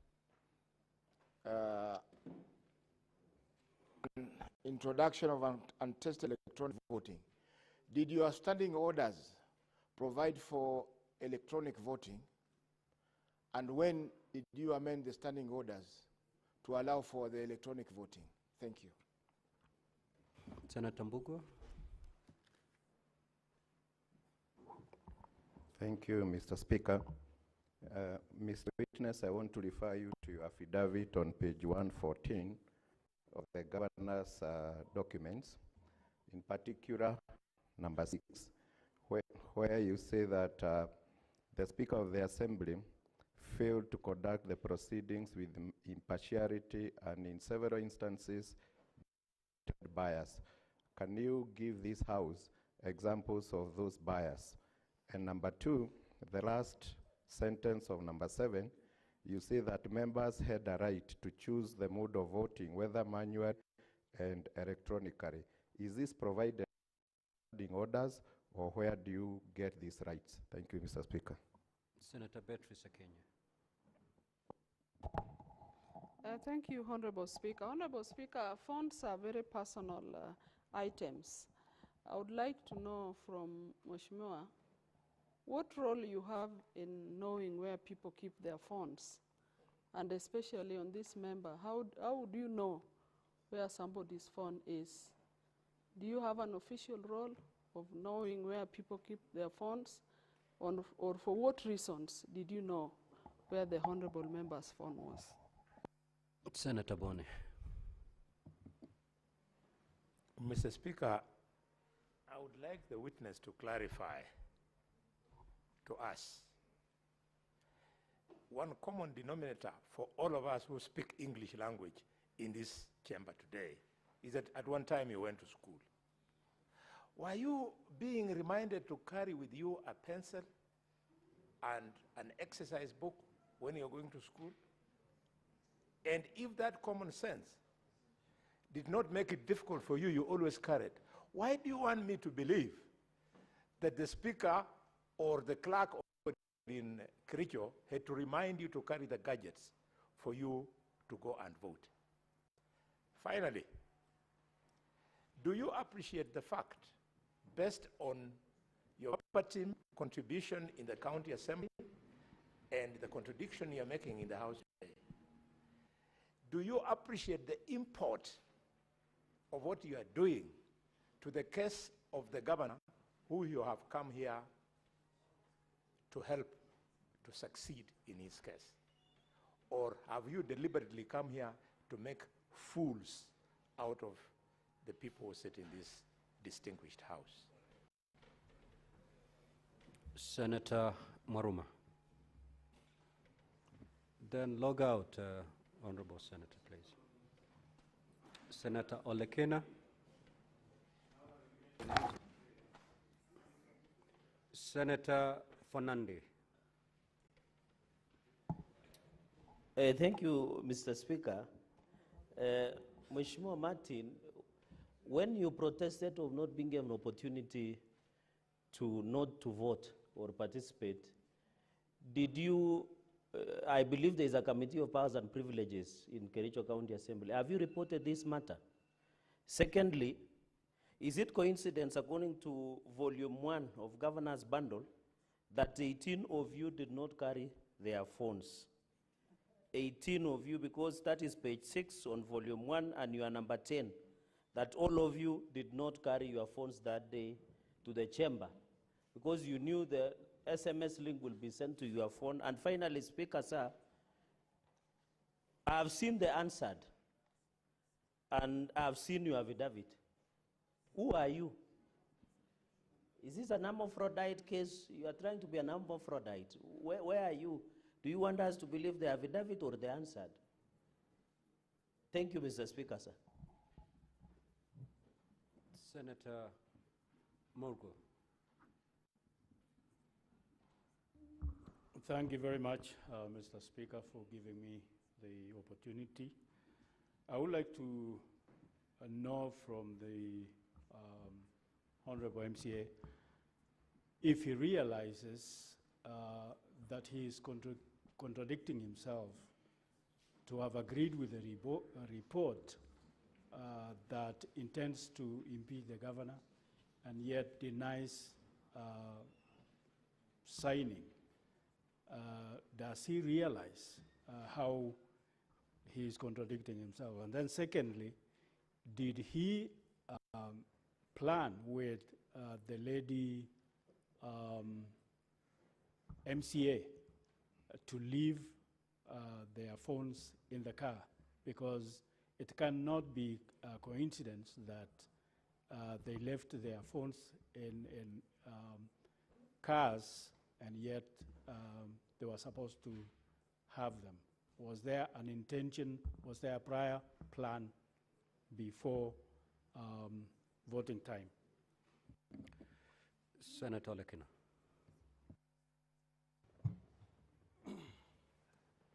Thank you, Mr. Speaker. Mr. Speaker, I have to attest that this is the first time I'm seeing an affidavit signed by several people. One affidavit signed by so many people. I think in law, an affidavit is supposed to be deponed by one individual. With that case as it might be, I just want some clarification from the witness. Whether indeed you went with all these 18, and I'm looking at your affidavit on page 113 of volume 1 of the governor's documents. Volume 1, page 113. It says, and I believe you are number 3 on this, we, the undersigned. I just want to be sure, and please correct me if I'm wrong. First of all, I've just said, and I stand corrected by both legal counsels, whether an affidavit in a petition can be signed jointly by various different individuals, although it was only by one person. Did all of you, 18 of you, go together, sit down together, and then, based on the order of names, the first one is Honorable Kamam Rop. After he signed, the next person, Honorable Kipto Faith, signs. And then now, the last question is this. I have seen another affidavit, volume 7A of the County Assembly document, signed by the same person called Honorable Chepkurui Edna Tanui. I believe that's the same name here. Chepkurui Edna Tanui. How is it that you... You're off record, Honorable Senator. Senator Veronica. Thank you, Honorable Speaker. I want to refer you to County Assembly documents, volume 4A, page 28. There is a report there, the electronic voting system, voting results audit. indicating that Honorable Cheriot Martin Kiplangat voted at 19:26 and 12 seconds. Did you actually vote on any system that day, either on phone or on the computer that was in the house, in the assembly? Did you vote? You did not vote. So this is a false document, what the assembly has brought. Or have you changed your mind about the vote you put on that day, and following what you have alleged in your affidavit, that you think this system came without a proper tendering process, was installed in the night? Did you change your mind because of the way the system was introduced as a voting system during the impeachment proceedings? You never voted. So you want to tell Senate this is a false document, the one that has been brought by the Assembly of Kericho? The report on the voting, electronic voting system. They did the voting, the voting by electronic, but I myself did not vote. Was there a system that day that was used by MCAs to vote? Did you see any system in the assembly? There was no, it was using phones, MCA's phones. So nobody voted on a desktop or laptop? It was just the phones? I remember there was a knife, there was a laptop for those members who wanted to be assisted. They were told that you can be assisted to vote. Senator Eddie, you know, Senator Veronica, you're not cross-examining the witnesses. You're supposed to, I know you're a lawyer, but in this instance, you're a senator. Senator Eddie.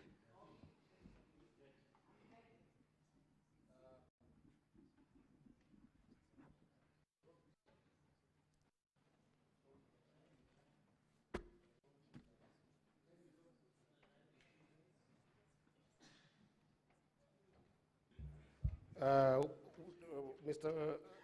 Mheshimiwa, your affidavit, you says that you participated in the proceedings. That is on page 113. On page 114, you say you abstained because you were not trained on the use of electronic.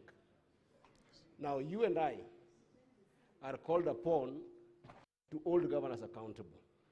I hope you're familiar with Article 159 of the Constitution, which says that where there is procedural technicality, we must give substantive justice anyway. Your reason for not voting is because you're not trained in the use of electronics. You followed the proceedings there, you have followed the proceedings here, where there are glaring issues that have been raised in this case. Do you believe that the issues that have been raised in these proceedings and in your proceedings in the assembly are issues that are tantamount to impeaching the governor? Because your reason here is not because the issues have no merit. It's because the electronic system was not, you are not afforded the training grounds. As an MCA, do you believe that the issues that have been raised here and during your proceedings are issues tantamount to the impeachment of the governor? Senator Kisang. Thank you, Honorable Speaker. Honorable Speaker, this is the first witness that is testifying for the governor. And if he's the best witness, I think the governor is cooked because, Honorable Speaker, you cannot be reminded to come to work and carry the tools of work. As Senator Sika said, that is common sense. You cannot go to school without your books. Honorable Speaker, and the MCA has confirmed himself that there was a laptop that was used to assist those who could not vote. How come the 18 of them could not volunteer and go to be assisted or walk out because they did not agree with the process? In this house, sometimes when we do voting, if the minority side are aggrieved or they are not agreeing with us, they walk out. How come you didn't walk out or went to the clerks and assist you to vote. Senator Lominen. Thank you, Mr. Speaker, sir. I ask the witness, Mheshimiwa, did you participate in impeachment motion? Yes, the debate, I was there, but... And did you vote? I didn't vote. Which means did you use to vote? I didn't vote.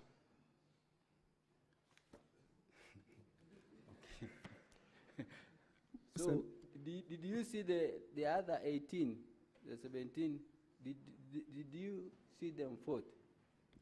I didn't see them vote, Honorable Senator. When the Speaker directed voting to take place, we had requested him. Actually, one member, Honorable Paul B., stood on a division and requested that voting be done on roll call.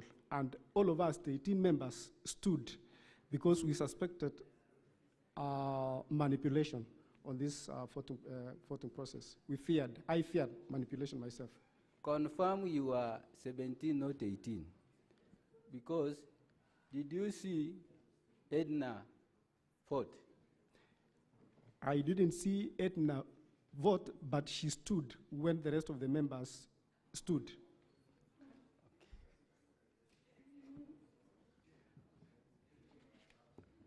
Senator Wakoli.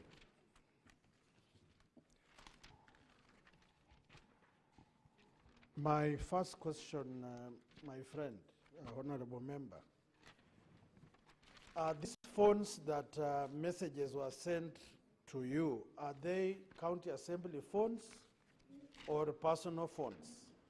Number two, did you receive any SMS in your phone to remind you that you are supposed to connect with the system to vote? Huh? I'm talking about that day. And number three, when you are getting into the house, like we have our honorable sergeants at times, they always check these systems to see if signals are working. Did your sergeant at times come across to confirm if there are Wi-Fi, data, so that when they call to vote, you are actually updated? Honorable Speaker, let me request that you allow me to respond maybe from what Mheshimiwa Senator has just asked about my phone. Is it personal or it's an assembly phone? Then I'll go back to the rest of the questions from the honorable senators. My phone is my personal phone. It is not a county assembly phone, so it's my personal phone. And also, you've asked of if I received the message to my phone. I've said at that particular time of voting, my phone was, I left my phone in the car. And since I didn't vote, later when I got my phone, the message was there. The message, the link, the SMS had been sent to my phone. And since I didn't have my phone at that time, I didn't open the message. So even up to now, up to date, up to today, as we are talking, the message is there. I have not opened. All of us, honorable senators, you know when a message comes to your phone, there is, when you click to open, it shows that you've opened the message. So because of my fear, myself, of manipulation of the votes, I feared really getting into the link. Thank you, Honorable Speaker. Senator Hazana.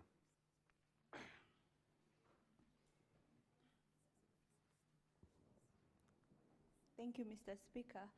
I would like to know from the witness, I would like more clarification on the phone issue, because we know that technology is so advanced lately, such that we have incidences, we have a screensaver which can actually make you not see what the person sitting shoulder to shoulder with you is typing. So how did you exactly know that your colleague did not vote? Because sometimes we sit shoulder to shoulder with our colleagues, and it's so hard to know what somebody is doing on their phone. Thank you. And the other 18 people, Mr. Speaker, I would like to know also if at all they were sitting in one place, or were they confined in one place such that you were able to monitor all of them? Thank you. Senator Keroche.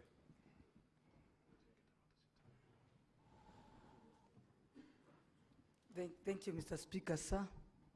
And I also want to talk to ask one or two questions to Mr. Witness. I think when you talk of the electronics of the systems, and the first question you asked, your level of education, this is a diploma. And I look at you, you're not at 40. If Senator Keroche said about the technology is an analog, everybody will believe. But you now, it's very hard for people to believe that you ran away because of the system. And then, the other question, it's better you'd have even used, if I was your lawyer, I would have used and said, I didn't want to impeach the governor, but not about the system. The other, do you have your phone today? Yes, Honorable Senator. Don't forget, one thing they don't forget, their phones. Thank you. You are talking to your mother. That's why I know everything. Thank you. So, Honorable Member, you may now proceed to respond to the queries. Thank you, Honorable Speaker.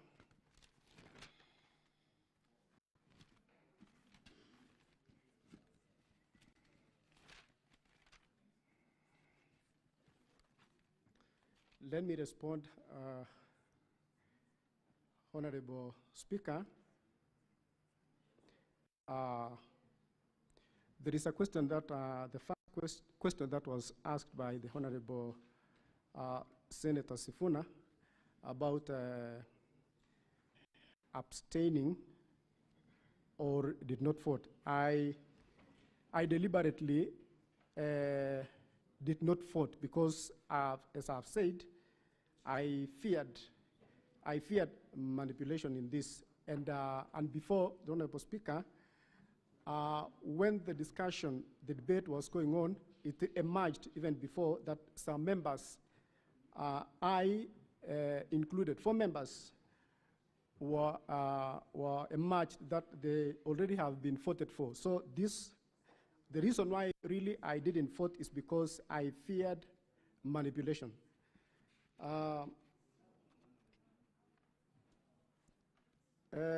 Honorable Speaker, there is a question also that was posed about making our request known that we needed otherwise voting apart from the electronic one. Honorable Paul B. requested the Speaker to allow us for the roll call, and when he stood, he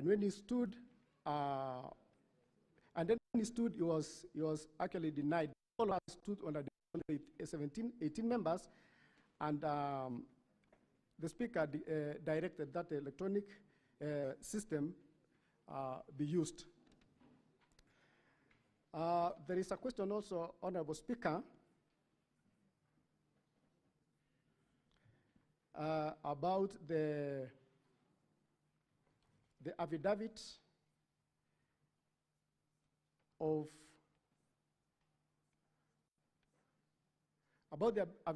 Edna Chepkirui, affidavit that was where the 18 of us swore and to say that she was there and she swore in that affidavit as one of the 18 members. Another question, Mr. Honorable Speaker, is that there was a question almost similar to the one I was asked before about my phone at the time of voting. Then I've said I didn't have my phone at the time of voting. It was in my car. And also, Honorable Speaker, there is another question also that was posed about getting the message, the link that was sent, about the link that was sent to my phone. And I want to confirm here that the link was sent to my phone.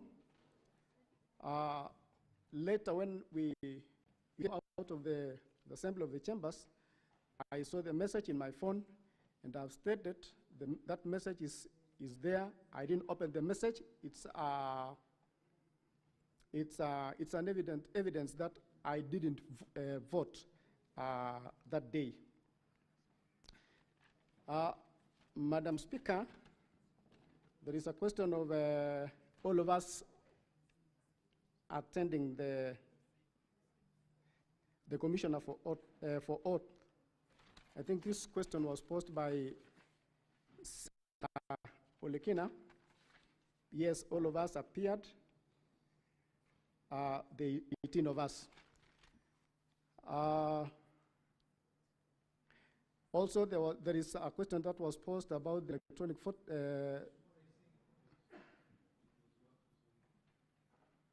Pardon, Honorable Speaker. Senator. Proceed on and okay. Answer the questions. Thank you.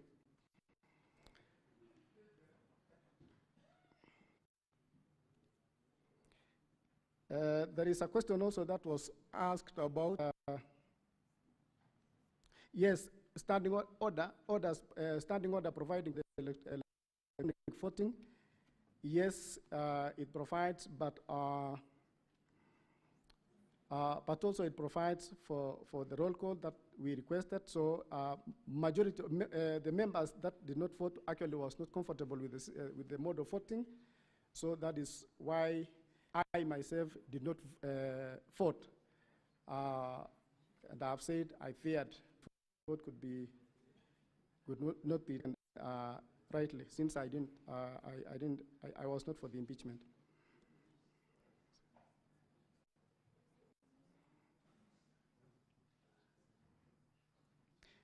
There is also a question of if from Honorable Senator about I having an official role in knowing where a member keeps a phone. This day we were seated almost next to each other, and actually she told me that she also didn't have a phone. So I don't know. I don't know exactly why also she didn't have that phone, but I can say by a word of mouth, she didn't have a phone. And also, there is a question of, do I need to be reminded to carry my phone? No, I do not need to be reminded, because I always carry it around with me. But at this time, this day I didn't have at that particular time, because I didn't want to.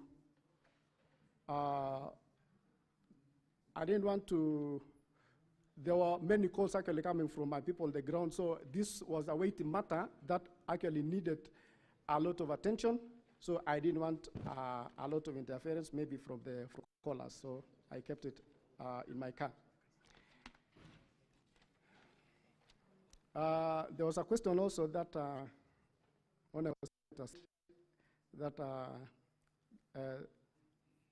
asked if I've come to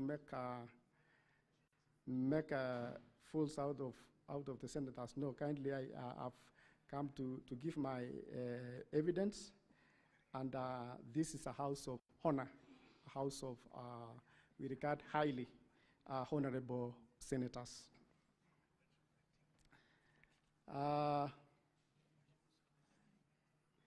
There was a question also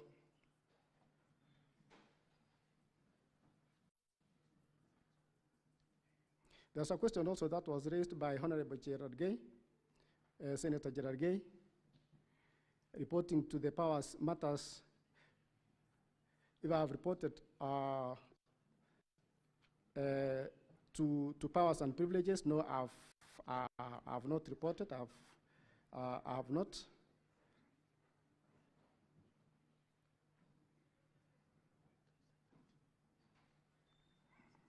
Yes, there is also another question of actually referring back to Mheshimiwa Honorable Etna about the phone that was asked by Akela.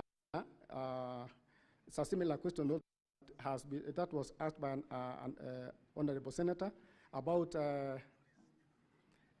planning for Edna to leave her phone, or whether we planned to leave our phones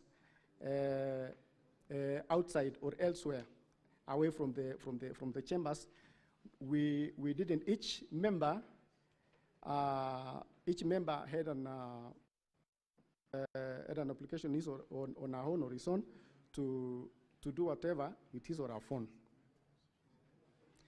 I think there is also, I've responded to what Honorable Senator Olekina said about going to sign the affidavit. And yes, Honorable Madam Speaker, there was a question also that you posted that if you wanted me to confirm whether I voted at 9:26, and I confirm that I did not vote.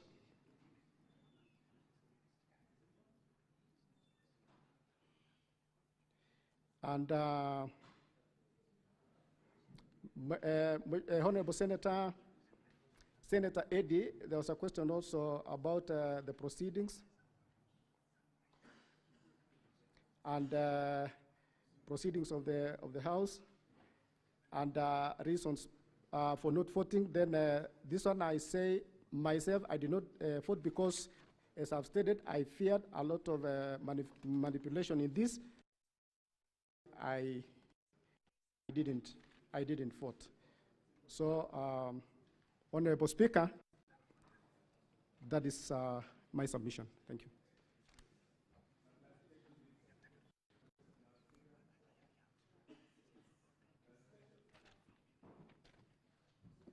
Senator Tabitha, I will allow you indulgence to ask just one question. Then the speaker, then the witness will respond to that. Thank you, thank you. My question is very simple, Mheshimiwa. Does your phone have a password? Yes or no? My phone, yes, has a password. Thank you. Just leave it at that. So nobody could access the voting if your phone has a password. Leave it at that. Senator Kathy Muma. Thank you, Honorable Speaker. My question, I would want to understand what the Honorable Member was going through. So you went through this impeachment hearing. Yes. But there are issues, the issues that have been raised before us, did you find them weighty enough to impeach the governor, that your only problem was the method of voting? No, I didn't support the impeachment of the governor, and I myself wanted to no for the impeachment of the governor. But as I said, I feared manipulation of the votes. I didn't trust the electronic process. That's why we had requested for the roll call.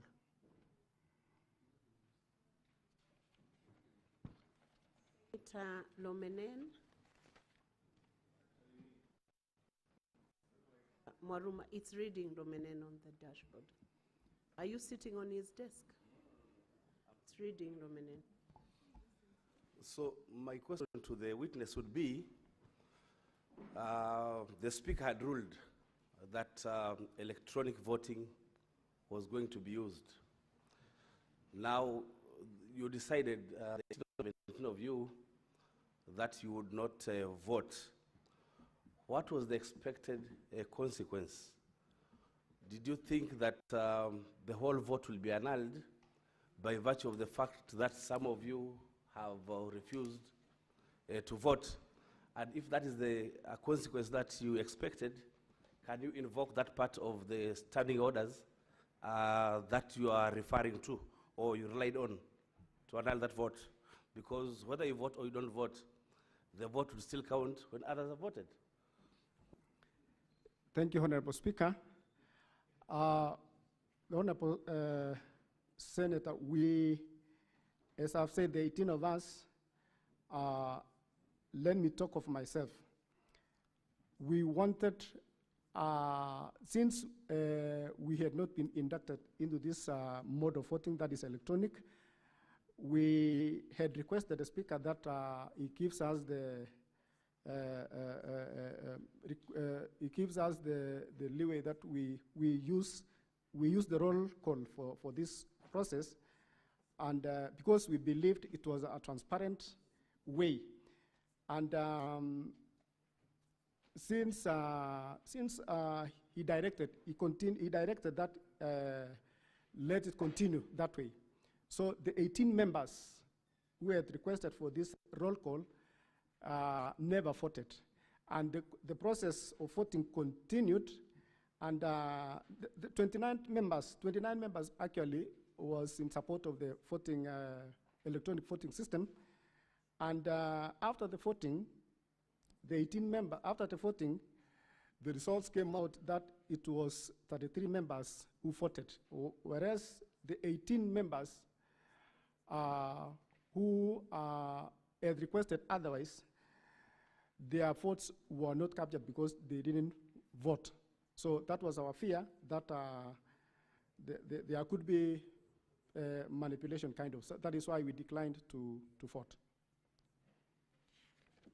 Thank you, Honorable Speaker. Senator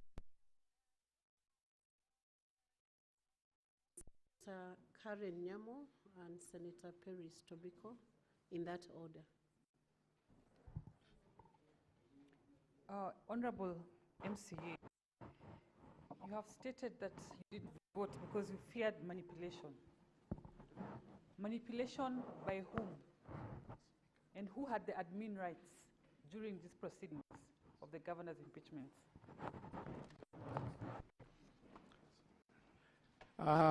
Honorable Speaker, that one I can say, since the Speaker declined to give us the roll call voting, then we feared manipulation from the Speaker. Thank you, Honorable Speaker. Senator Peris Tobiko. Thank you, Madam Speaker. Mr. Witness, how many, were all the MCAs present at the chamber during the voting? And in your observation, how many voted yes and how many voted no? Yes, thank you, Honorable Speaker. All the MCAs, the 47 MCAs were present in the chambers, and since the 18 members did not vote, we expected, or I expected that 29 members could have voted. But in the end of the voting, 33 members voted, but 18 members did not vote. Senator Margaret Kamar. Thank you, Madam Speaker. Mheshimiwa MCA, I'm a bit confused. You keep saying 18 of us did not vote. We have listened to all the questions that have been raised. At one point, you disowned Etna. Did 18 vote? Are you still confirming that actually 18 did not vote? Of 18, did you have a forum of 18 where you made up your minds that you are not going to vote, so that if Edna is denying that she didn't vote, then she betrayed the group. Yes, thank you, Honorable Speaker. Madam Speaker, let me confirm that we were 18 who voted, who didn't vote completely, because at that time, the 18 included Edna, Honorable Edna, who stood with us, with all the honorable members. So 18 members did not vote. Secondly, Senator Kamar, on the question of maybe the video of all of us, we have videos of the 18 members. We have video of 18 members who never voted. Senator Margaret Kamal, you know the right way to request for that.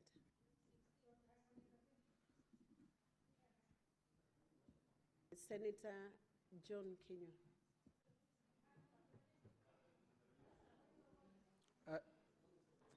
Thank you. What's your point of order, Senator Margaret? Resume your seat, Senator. I can't be Kenya. out of order. My feeling is Just that resume your seat. yeah, It's a special proceeding. Sorry, Madam Speaker, I was trying to intervene because the Honorable MCA is not answering my question. He is insisting that the 18 voted. Edna is insisting she did not vote. So I'm asking him, are you going on record to tell us that Edna is lying, that she did not vote, that she voted and yet she did not vote? Honorable Speaker, sorry. Senator Margaret, when the witness gives their answer, whether good or bad, that answer will help the senators to determine how to vote. So he's entitled to the answer he wants to give. Madam Speaker, maybe let me request that you allow me to respond, because yes, I've said the 18 did not vote. I didn't say they voted. The 18 members didn't vote.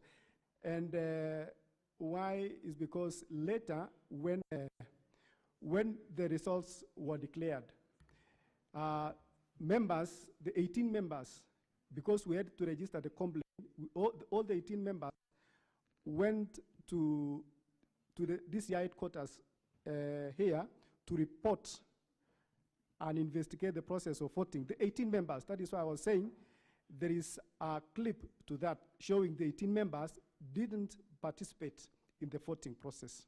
They did not vote. Senator John Kenya. Thank you. Question to the honorable member is, can the hazard of Kericho County Assembly vindicate you in terms of you protested the electronic voting? And if it's so, there is provision in your standing orders that, one, if you agreed with the impeachment of the governor, you were to vote yes. If you did not agree, you are to vote no. If you are confused of what to do, you abstain. What was it so hard for you, the 18 of you, because you are not agreeing, to vote no? Thank you, Madam Speaker.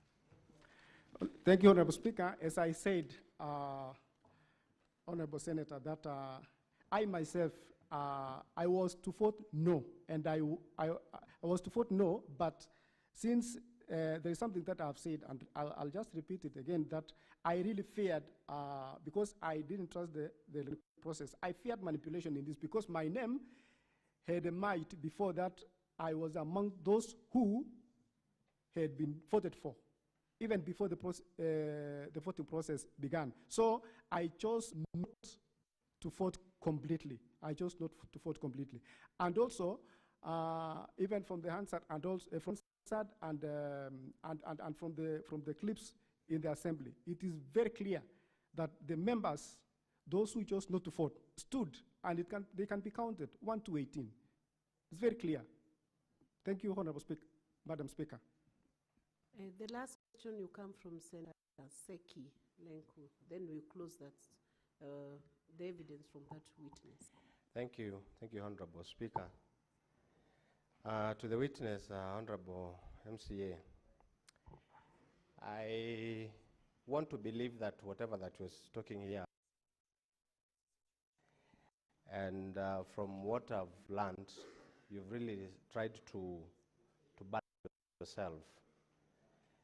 And I want to agree that you know exactly what is all about the assembly. Does it mean that,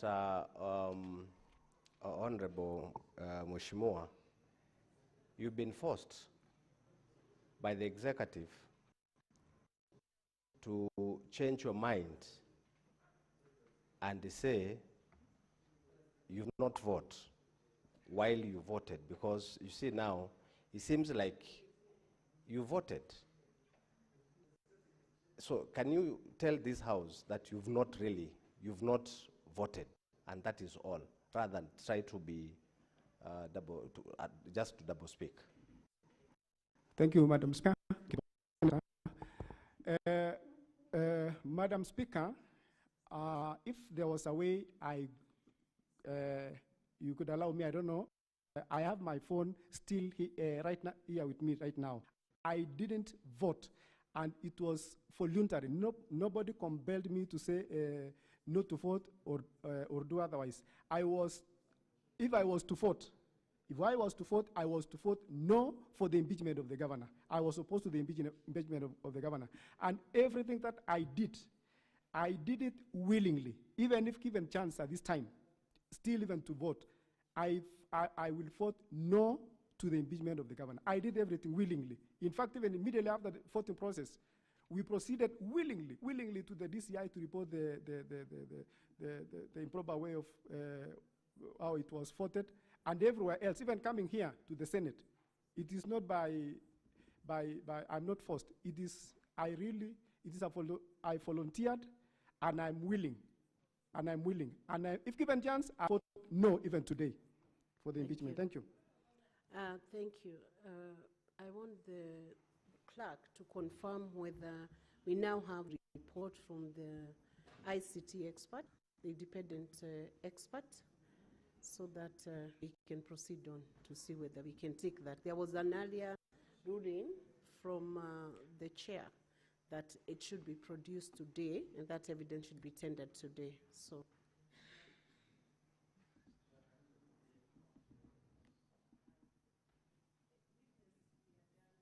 Now, so you may resume your seat.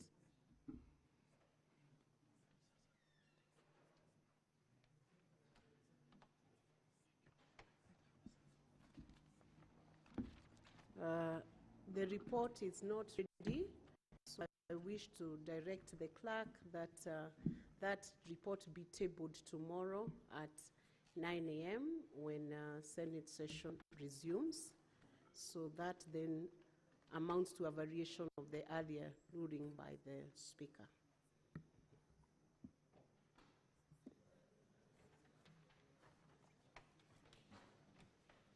The governor's team will have 2 hours, 40 minutes for evidence of remaining witnesses, if any, and the county assembly will have 1 hour, 30 minutes for cross-examination of the witnesses that will be called tomorrow by the governor's team.